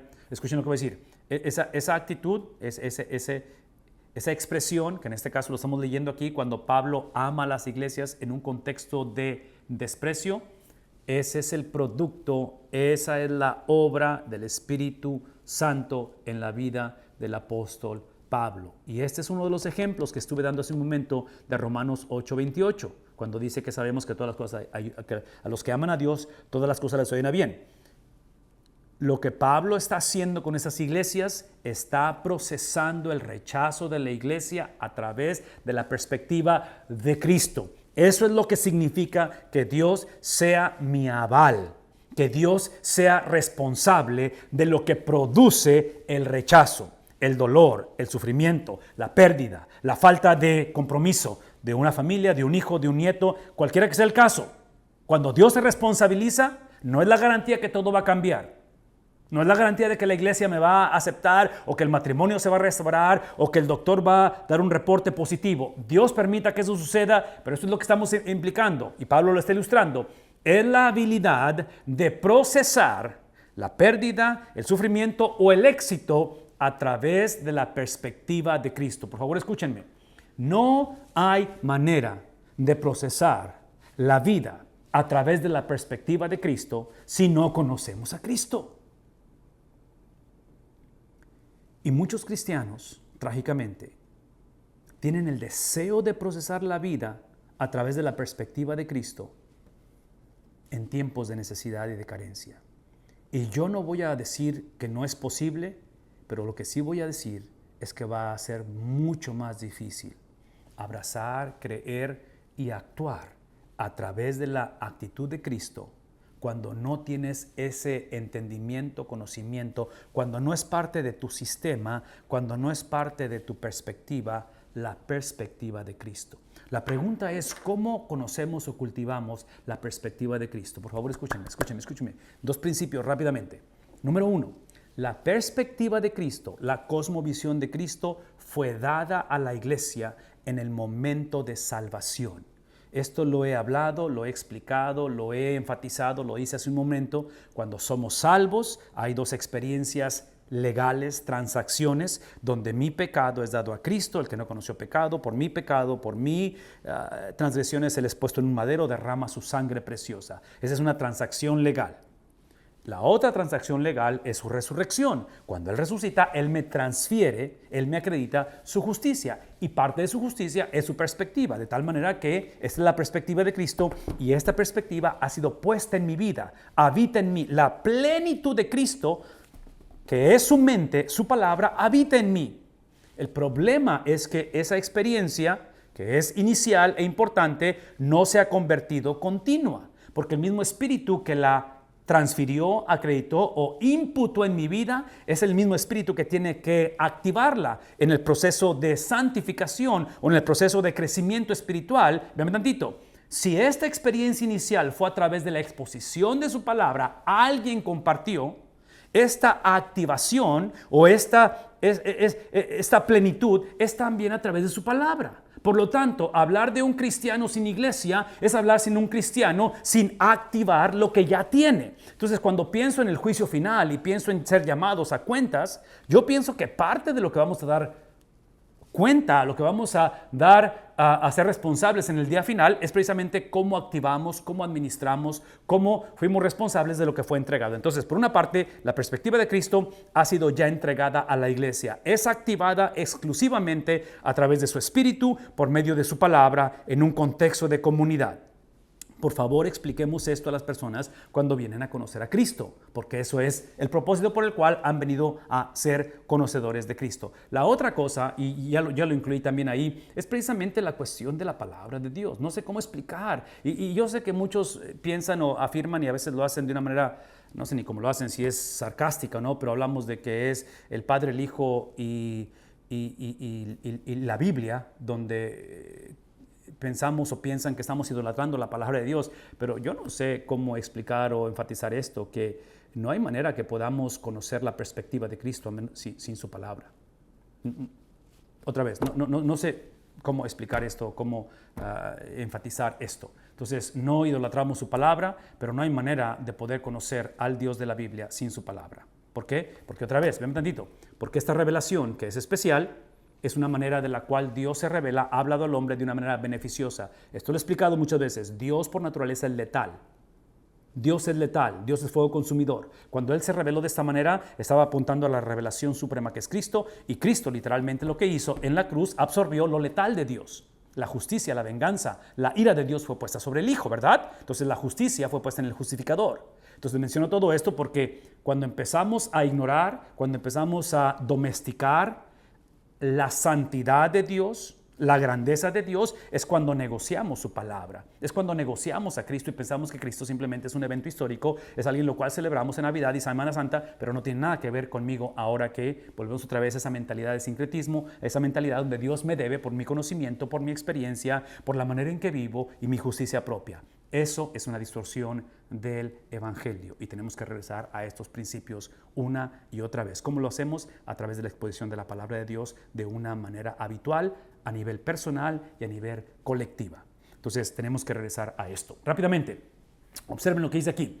Y no tengo el tiempo para regresar a esto, pero la explicación de esto está en el comentario bíblico de 1 Corintios 1:17. Espero que vayan, espero que lo tengan. Si acaso les interesa recibir estos recursos, voy a poner ahorita aquí el enlace, porque al inscribirse en la clase, esto lo mandamos vía correo electrónico. Así es que, por favor, si desean eso, ahorita lo ponemos ahí para que hagan uso de estos recursos. Una noche el Señor dijo a Pablo en una visión, aquí está Dios animando a su siervo. Dios animando a su líder. Esto lo puedo explicar por los próximos 40 minutos, no lo voy a hacer porque tenemos que irnos, pero no sé si ustedes recuerdan que hemos hablado de eso, porque observen cómo está hablando Dios. Dios se aparece, ¿verdad? Se aparece a Pablo una noche y le dice, en visión, no tengas miedo. ¿Qué implica ello? Sigue hablando y no te calles. Ok, aquí está el principio, rápidamente, porque esto lo voy a explicar ahorita en detalle con esto, pero véanme tantito. Esta intervención, sí, la Biblia no dice en el versículo 9 que Pablo estaba clamando que Dios lo animara. En una visión, Pablo en una visión recibe esto de parte de Dios y simplemente en la visión Dios le da este imperativo, le da este mandato y le dice, no tengas miedo. Sigue hablando y no te calles. Es obvio que esta visión, que esta intervención funcionó. ¿Por qué? Porque Pablo no se rindió, no. Pablo continuó y siguió hablando. Por favor, escúchenme. La doctrina de la perseverancia de los santos, lo he explicado a través de un tripié. Piensen en cuestión de un tripié. No tengo mi tripié aquí en la pantalla, pero aquí está mi tripié portátil, ¿sí? Un tripié, 3 patas. Cuando hablamos de la salvación del hombre, hablamos de otra vez de esa justificación, somos salvos exclusivamente por la gracia de Dios, la primera de ellas, exclusivamente Dios interviene, el hombre solamente lo que contribuye es su pecado y el hombre responde y el hombre es habilitado a decir sí al Evangelio. Por gracia somos salvos a través de la fe, no por obras para que nadie se gloríe. Entonces es la primera de ellas. La segunda de ellas es lo que llamamos la perseverancia de los santos. Es que lo que produce el poner mi fe, lo que produce poner mi fe en Cristo, espérame tantito, lo que produce poner mi fe en Cristo, lo que es ser salvo, es que ahora, la palabra perseverancia es que ahora vivo, actúo a través de la fidelidad de Cristo. La fidelidad de Cristo fue entregada a mí, fue dada, depositada, ¿verdad? Cosmovisión, la mente, el sentir de Cristo fue dado a mí. Entonces ahora soy fiel porque Él fue fiel y su fidelidad ha sido acreditada a mí. Entonces esa es la perseverancia de los santos. ¿Qué implica ello? Que el que no persevera hasta el fin es porque potencialmente nunca fue, ¿qué cosa? Salvo, ¿verdad? Ok, entonces perseverancia, ven un tantito. Perseverancia no es la evidencia que eres salvo, es el producto o resultado. Yo tengo más de 30 años en Estados Unidos y como evidencia de que tengo 30 años aquí o más de 30 años, hablo inglés. Esa es la evidencia. Pero el español es el resultado, es lo inevitable, es lo que soy, es mi primer idioma, es lo que me sale cuando me aplanan, me sale español, que es el punto de que el español es lo inevitable, la perseverancia no es la evidencia, es el producto, es lo natural. Todo nacido de nuevo por naturaleza persevera. ¿No? ¿Sí? Ok, entonces perseverancia. ¿Qué es la tercera? La tercera es precisamente el Dios de la Biblia que sostiene, alimenta esa perseverancia. Entonces perseverancia no es autonomía. Perseverancia no es de que, hey, estoy bien curtido, he pasado tantas cosas, si te platicara de dónde me rescató el Señor, por eso es que No, todo eso es válido y no cuestiono el testimonio de nada y gracias a Dios por lo que ha hecho en tu vida y en mi vida. Pero al final, ¿qué dijimos? Somos salvos por gracia, nos mantenemos salvos por gracia y eventualmente seremos glorificados por la misma gracia. ¿Qué es el punto? El punto es que este tripié implica la gracia que me salvó, la gracia que me sostiene y la gracia que me permite terminar la carrera junto. Entonces, esta intervención de visión que Pablo recibe, donde le anima, yo argumentaría que es esta tercera pata. Es el Dios que originalmente intervino al principio, Hechos capítulo 9, y es el Dios que en momentos de otra vez, desilusión, desánimo, cualquiera que sea lo que está pasando en la vida de Pablo, interviene una vez más y da ese renuevo, ese refrescar. Entonces, si pudiéramos traducir esto en la cuestión de la revitalización de una iglesia, cuando una iglesia está estancada o en declive, por eso la revitalización, lo cual es la obra de Dios, escuchen lo que voy a decir, es la obra a través de los medios que ese mismo Dios ha escogido. Y Dios revitaliza iglesias a través de sus revitalizadores, que son aquellos que Dios ha posicionado en esa responsabilidad, en ese privilegio de gobernar o liderar la iglesia. El libro de Hebreos describe al revitalizador o al pastor como aquel que va a dar cuenta de las almas que han sido confiadas a él.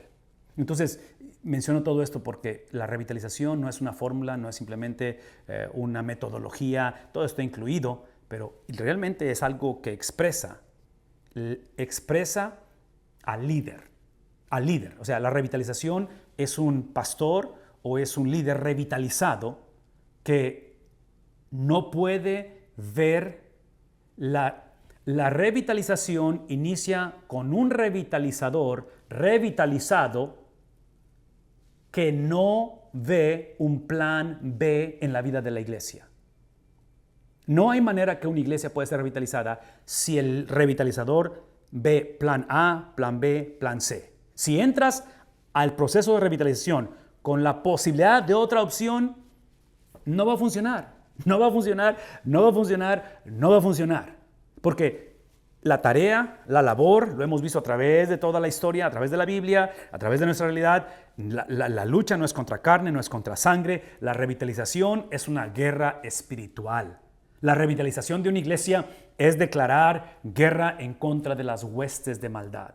Entonces, tiene que iniciar desde la perspectiva donde rendirnos no es opción, donde Romanos 8:28 todas las cosas ayudan a bien, y el ayudar a bien es que en medio de toda la oposición, porque la revitalización de una iglesia va a requerir el todo de la persona o del revitalizador. no es, por seguro. Pero la otra es de que ese todo lo entregamos no porque califico, no porque soy muy bueno, tengo la experiencia, el conocimiento, el carisma, no. Lo hago, me comprometo por la misma razón por la cual fui salvo. Lo hago porque Él es confiable. Yo no soy confiable.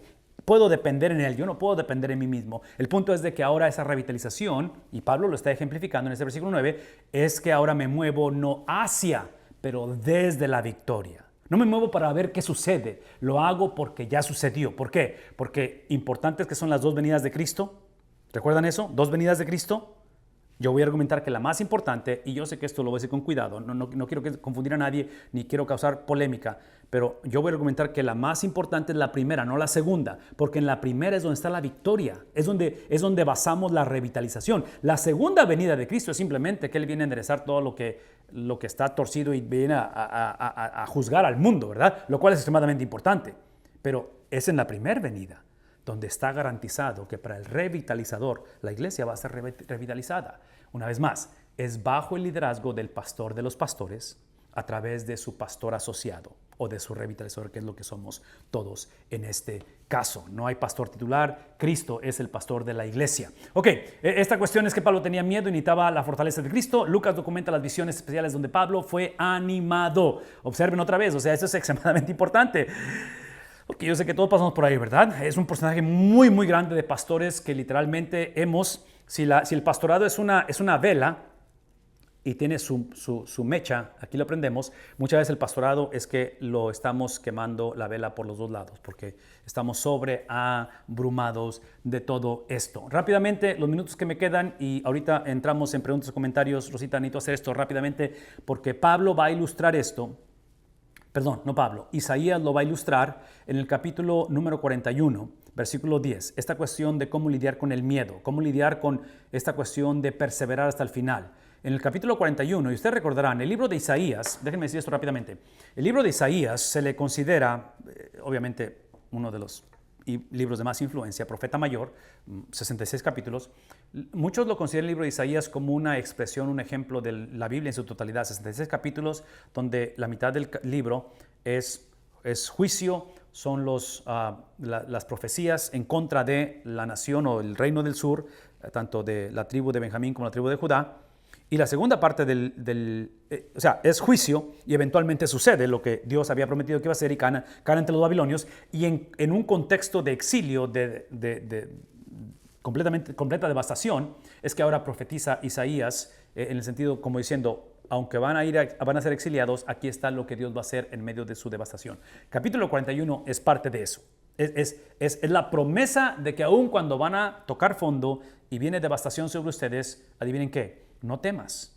Porque ahora, vean esto, lo que está haciendo Isaías está anunciando que así como Babilonia fue el instrumento pagano que Dios usó, porque Dios usa la maldad de este mundo, Dios usa a los babilonios para disciplinar a su pueblo y viene el exilio, 586, destrucción de Jerusalén, del templo, todo devastación.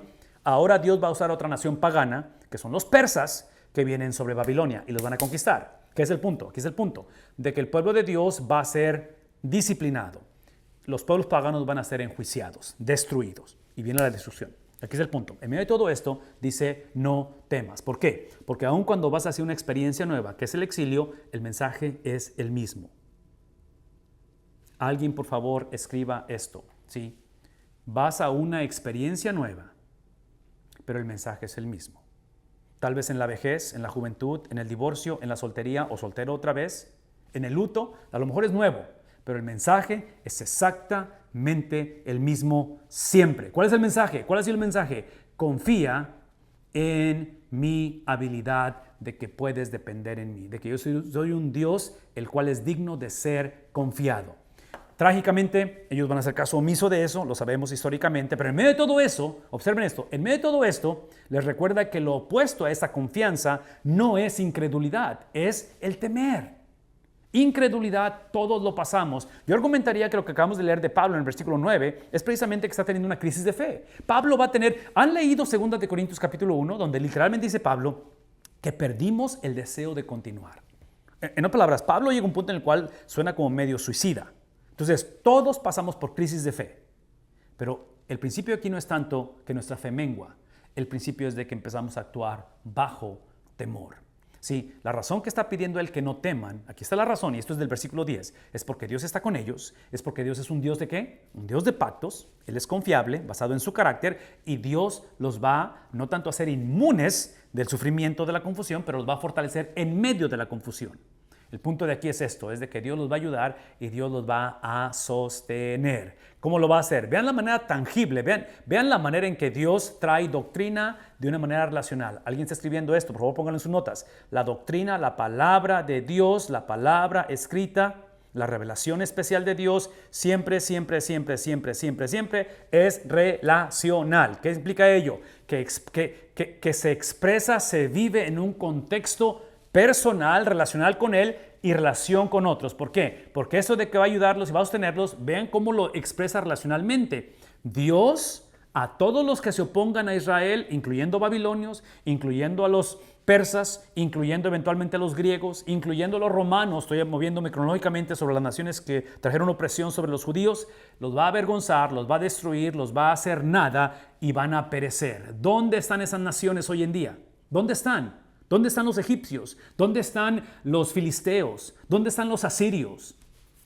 Desaparecieron. ¿Por qué? Porque Dios lo prometió. Porque los profetas que profetizaron en contra de Israel para disciplina, profetizaron destrucción en contra de las naciones paganas que fueron instrumento de Dios para disciplinar a su pueblo. El punto aquí simplemente es que no temas. ¿Por qué? Porque yo estoy contigo. El apóstol Pedro va a decir algo muy similar en Primera de Pedro cuando le recuerda a la iglesia de la dispersión que la herencia inmarcesible, dice el Señor a su iglesia, soy yo. ¿Qué está diciendo? Una vez más, los que aman a Dios, todo les ayuda a bien. Todas las cosas ayudan para bien, es porque está diciendo, en medio de la calamidad, del sufrimiento, de la devastación, Pedro hablando a la iglesia que va a experimentar la persecución, la destrucción del templo y la persecución de varios millones de judíos que van a morir a raíz del genocidio que viene sobre ellos, es la habilidad, esto es lo que hemos oído bien, la habilidad de entender que el galardón, que lo más importante es que Él está conmigo. Otra vez, la promesa suprema o la mejor promesa que puedes recibir en un tiempo donde no hay esperanza, en una situación donde se ve que llegamos al fin del camino, donde lo irreversible sucedió, es esto que está aquí, es tener certeza. Esa es la mejor promesa, es la certeza de las cosas.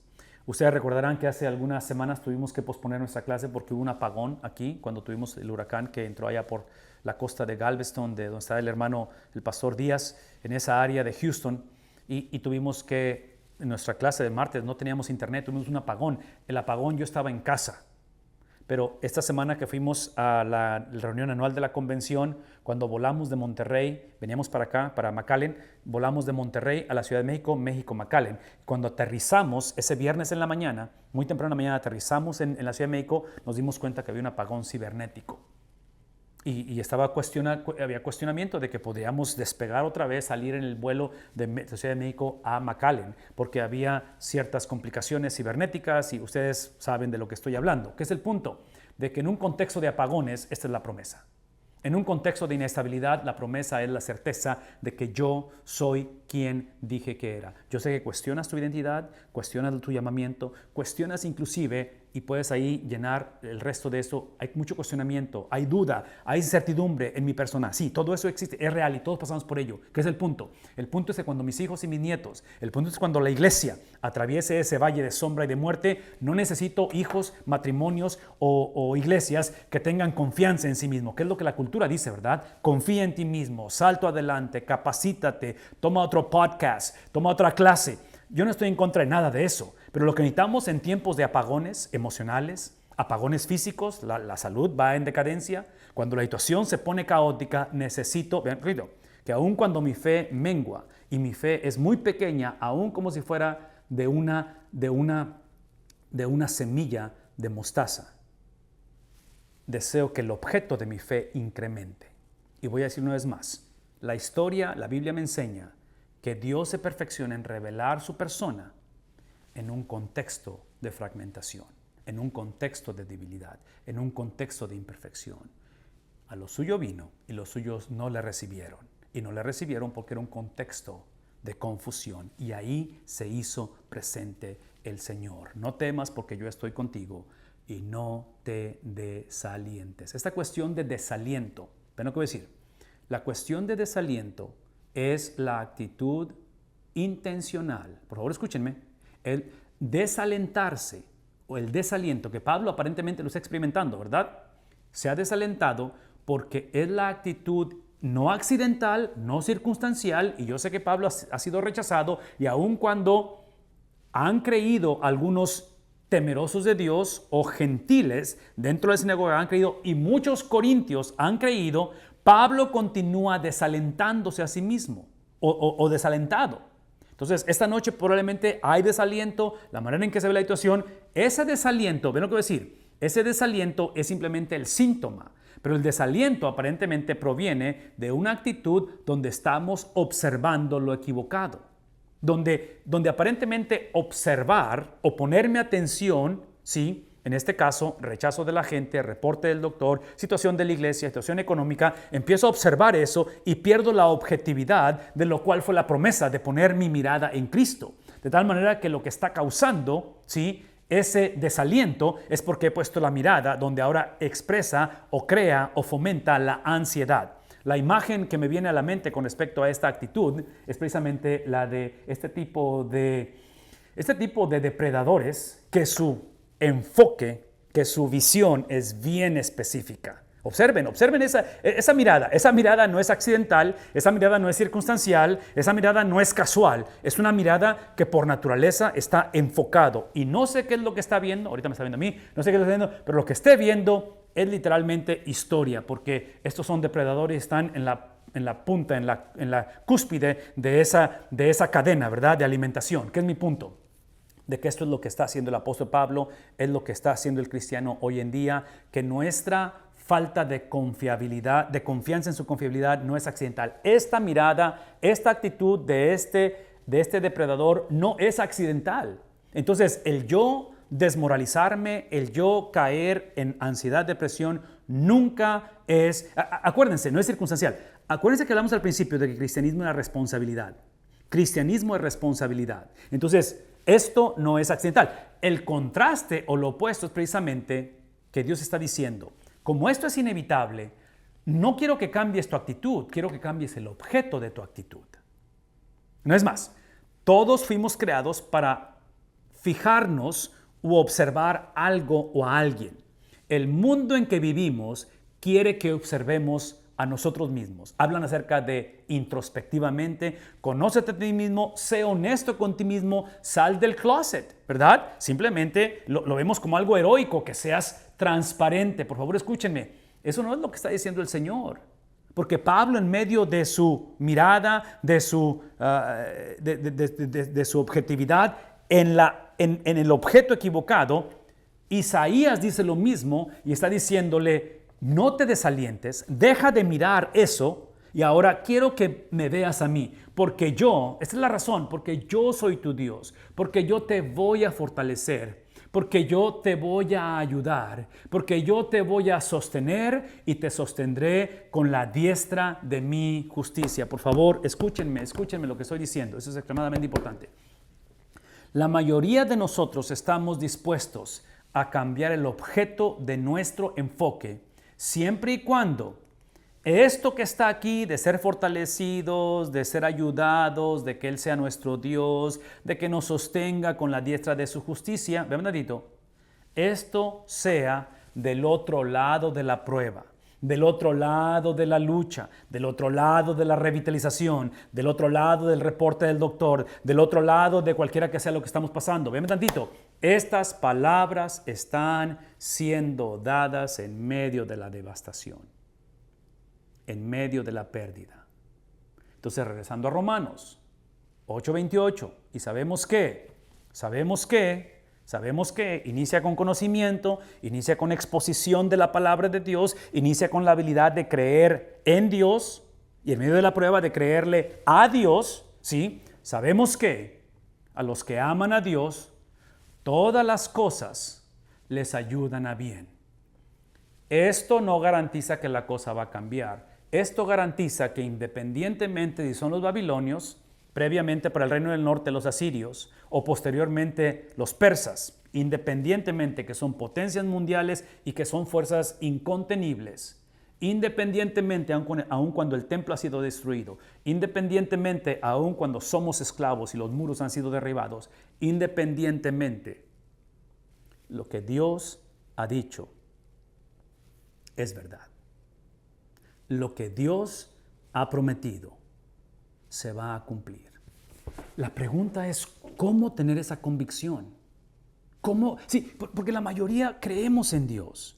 La mayoría de la gente cree en un Dios. De alguna manera hay una convicción independientemente, lo cual es fundamental y no negociable. Pero cuando la cosa no tiene sentido, cuando la vida no tiene sentido, cuando el ministerio pierde ese motor de arranque, esa pasión por las almas, ¿cómo le haces? Y esta es mi invitación, y esta ha sido mi súplica, esta ha sido mi plegaria a través de los años de enseñar y predicar la palabra de Dios. De alguna manera tenemos que regresar en cada sermón, en cada exposición, a los indicativos. Tenemos que regresar a lo que ya sucedió. Por eso dije hace un momento que las dos venidas de Cristo son cruciales, pero el poder, la autoridad radica en su primera venida. Entre paréntesis, Isaías esto lo está viendo desde una perspectiva del futuro, porque Cristo está en el futuro. Para nosotros es una perspectiva del pasado. ¿Cómo lo sé? Ve, Benedito, ve. Esta es la razón, esta es la razón. Esto es importante que lo hagamos, es importante que no temamos, estos son imperativos, es importante reconocer que Él está con nosotros, es importante no desalentarnos, todo es importante, pero esas actitudes, eso que somos llamados a hacer, está basado en lo que ya se hizo. ¿Cómo lo sé? Este es del versículo 10, vean lo que ya se hizo, vean lo que ya se hizo. Versículo 8, pero tú, pronombre personal, tú o ustedes, realmente es ustedes, ¿verdad? Porque es nación, ustedes, Israel, ustedes, dice, son siervos míos. Yo sé que se han prostituido, yo sé que han idolatrado, yo sé que están sirviendo a alguien más, pero la actitud de ustedes, por favor escúchenme, mi elección, el yo elegirlos desde el principio, como ahorita y al final, no dependió en que ustedes actuaran correctamente. Yo los elegí simplemente porque yo actué correctamente. Porque observen, es por la diestra no de tu justicia, es de mi justicia. Tu diestra es injusta. Tú y yo tendemos a la injusticia, tú y yo tendemos a la idolatría, tú y yo no tendemos a confiar, tú y yo no tendemos a ver al Dios de la Biblia y su presencia, tú y yo tendemos a lo opuesto, pero dice él, sí, tú eres el Israel, tú eres el siervo mío. Jacob, a quien yo escogí o he escogido en contexto de esterilidad, en contexto de vejez, porque Abraham y Sara no podían y traen a Isaac, e Isaac, casado con su esposa en esterilidad, produce cuates gemelos a Esaú y a Jacob, y entre ellos dos escogí a Jacob simplemente por la diestra de mi justicia. Yo te escogí. ¿Descendiente de quién? De aquel que es mi amigo. Observen cómo Dios está usando un profeta para navegar la realidad, viendo hacia un futuro en lo que ya hizo. La predicación de la palabra de Dios, importante que navegue y hable de la realidad, importante que lleve a la iglesia a la revitalización y la movilización, voy a decir una vez más, está basada en lo que ya se hizo. No sé si eso está claro, no sé si ese mensaje ha sido enseñado y predicado de una manera de la cual esté conectando, pero todo sermón tiene que llevar a la iglesia a considerar el indicativo para que pueda actuar en el imperativo. A menos que sepamos lo que Dios ha hecho en Cristo Jesús, la obra, la persona, la mente, el sentir de Cristo, la iglesia está moviéndose en vano. Observen las palabras del profeta. Regresa, que tú eres mi siervo. Regresa, que tú eres Jacob, el que yo escogí. Regresa, tú eres mi amigo, aun cuando me has despreciado. Tú eres mi amigo, lo que fue Abraham. Tú a quien tomé, ¿de dónde? No de momentos de avivamiento, no de momentos de revitalización. Te tomé de los confines de la tierra. Te tomé cuando eras vagabundo. Te tomé cuando estabas literalmente caminando en la oscuridad. Y tú pensabas que la oscuridad, sí, en la oscuridad que caminabas, tú eras amante de las tinieblas. Y lo trágico de tu amor por las tinieblas es que tú pensabas que esa era la luz. Y de ahí te llamé. De ahí te busqué. Y desde sus lugares más remotos yo te he llamado. Y esto es lo que declaré. No porque pensé en la versión futura de ti, no porque pensé cuando te ibas a convertir y responder al llamado pastoral. Te llamé y te declaré. Mi siervo eres tú. Yo te he escogido. Independientemente de lo que hagas, no te voy a rechazar. Te voy a hacer responsable de lo que hagas, pero no te voy a rechazar. Estas palabras de Isaías son dadas para un pueblo que necesita doblegar su cerviz, confesar su pecado, regresar a Cristo, regresar a Dios. ¿Lo hicieron? No lo hicieron. Por eso fueron a exilio. Me encantaría darles un final bonito de avivamiento y crecimiento y revitalización, pero no es el caso. No es el caso. Eventualmente, alguien va a ser rechazado. Eventualmente, alguien va a ser deshonrado. Eventualmente, alguien va a ser despreciado. Y es el israelita, Cristo Jesús. Y porque Cristo es la expresión, la acumulación, Cristo es esa expresión clara y total de pecado, porque Él escogió hacerse responsable de nuestro pecado. Cristo eventualmente es abandonado por el Padre. Esa es la razón que esta noche tenemos la habilidad de confesar esto sobre nuestras iglesias, sobre nuestra vida. Si no has aceptado este regalo, esta es la noche de salvación. Si no hemos venido a Cristo, aun cuando estamos en tiempos de desolación, de sequía, tiempos en los cuales no sabemos si vamos o venimos, donde hay confusión, tal vez lo que existe es apatía y nada nos da, cualquiera que sea el caso, necesitamos regresar y confesar sobre nuestros hijos, sobre nuestros matrimonios, sobre nuestra generación y reconocer que somos los siervos de Jehová. Somos aquellos de los cuales Él nos ha escogido por amor a sí mismo. Y en medio de nuestra rebeldía, en medio de nuestra confusión, en medio de nuestro desánimo, como el apóstol Pablo, Él no nos va a rechazar.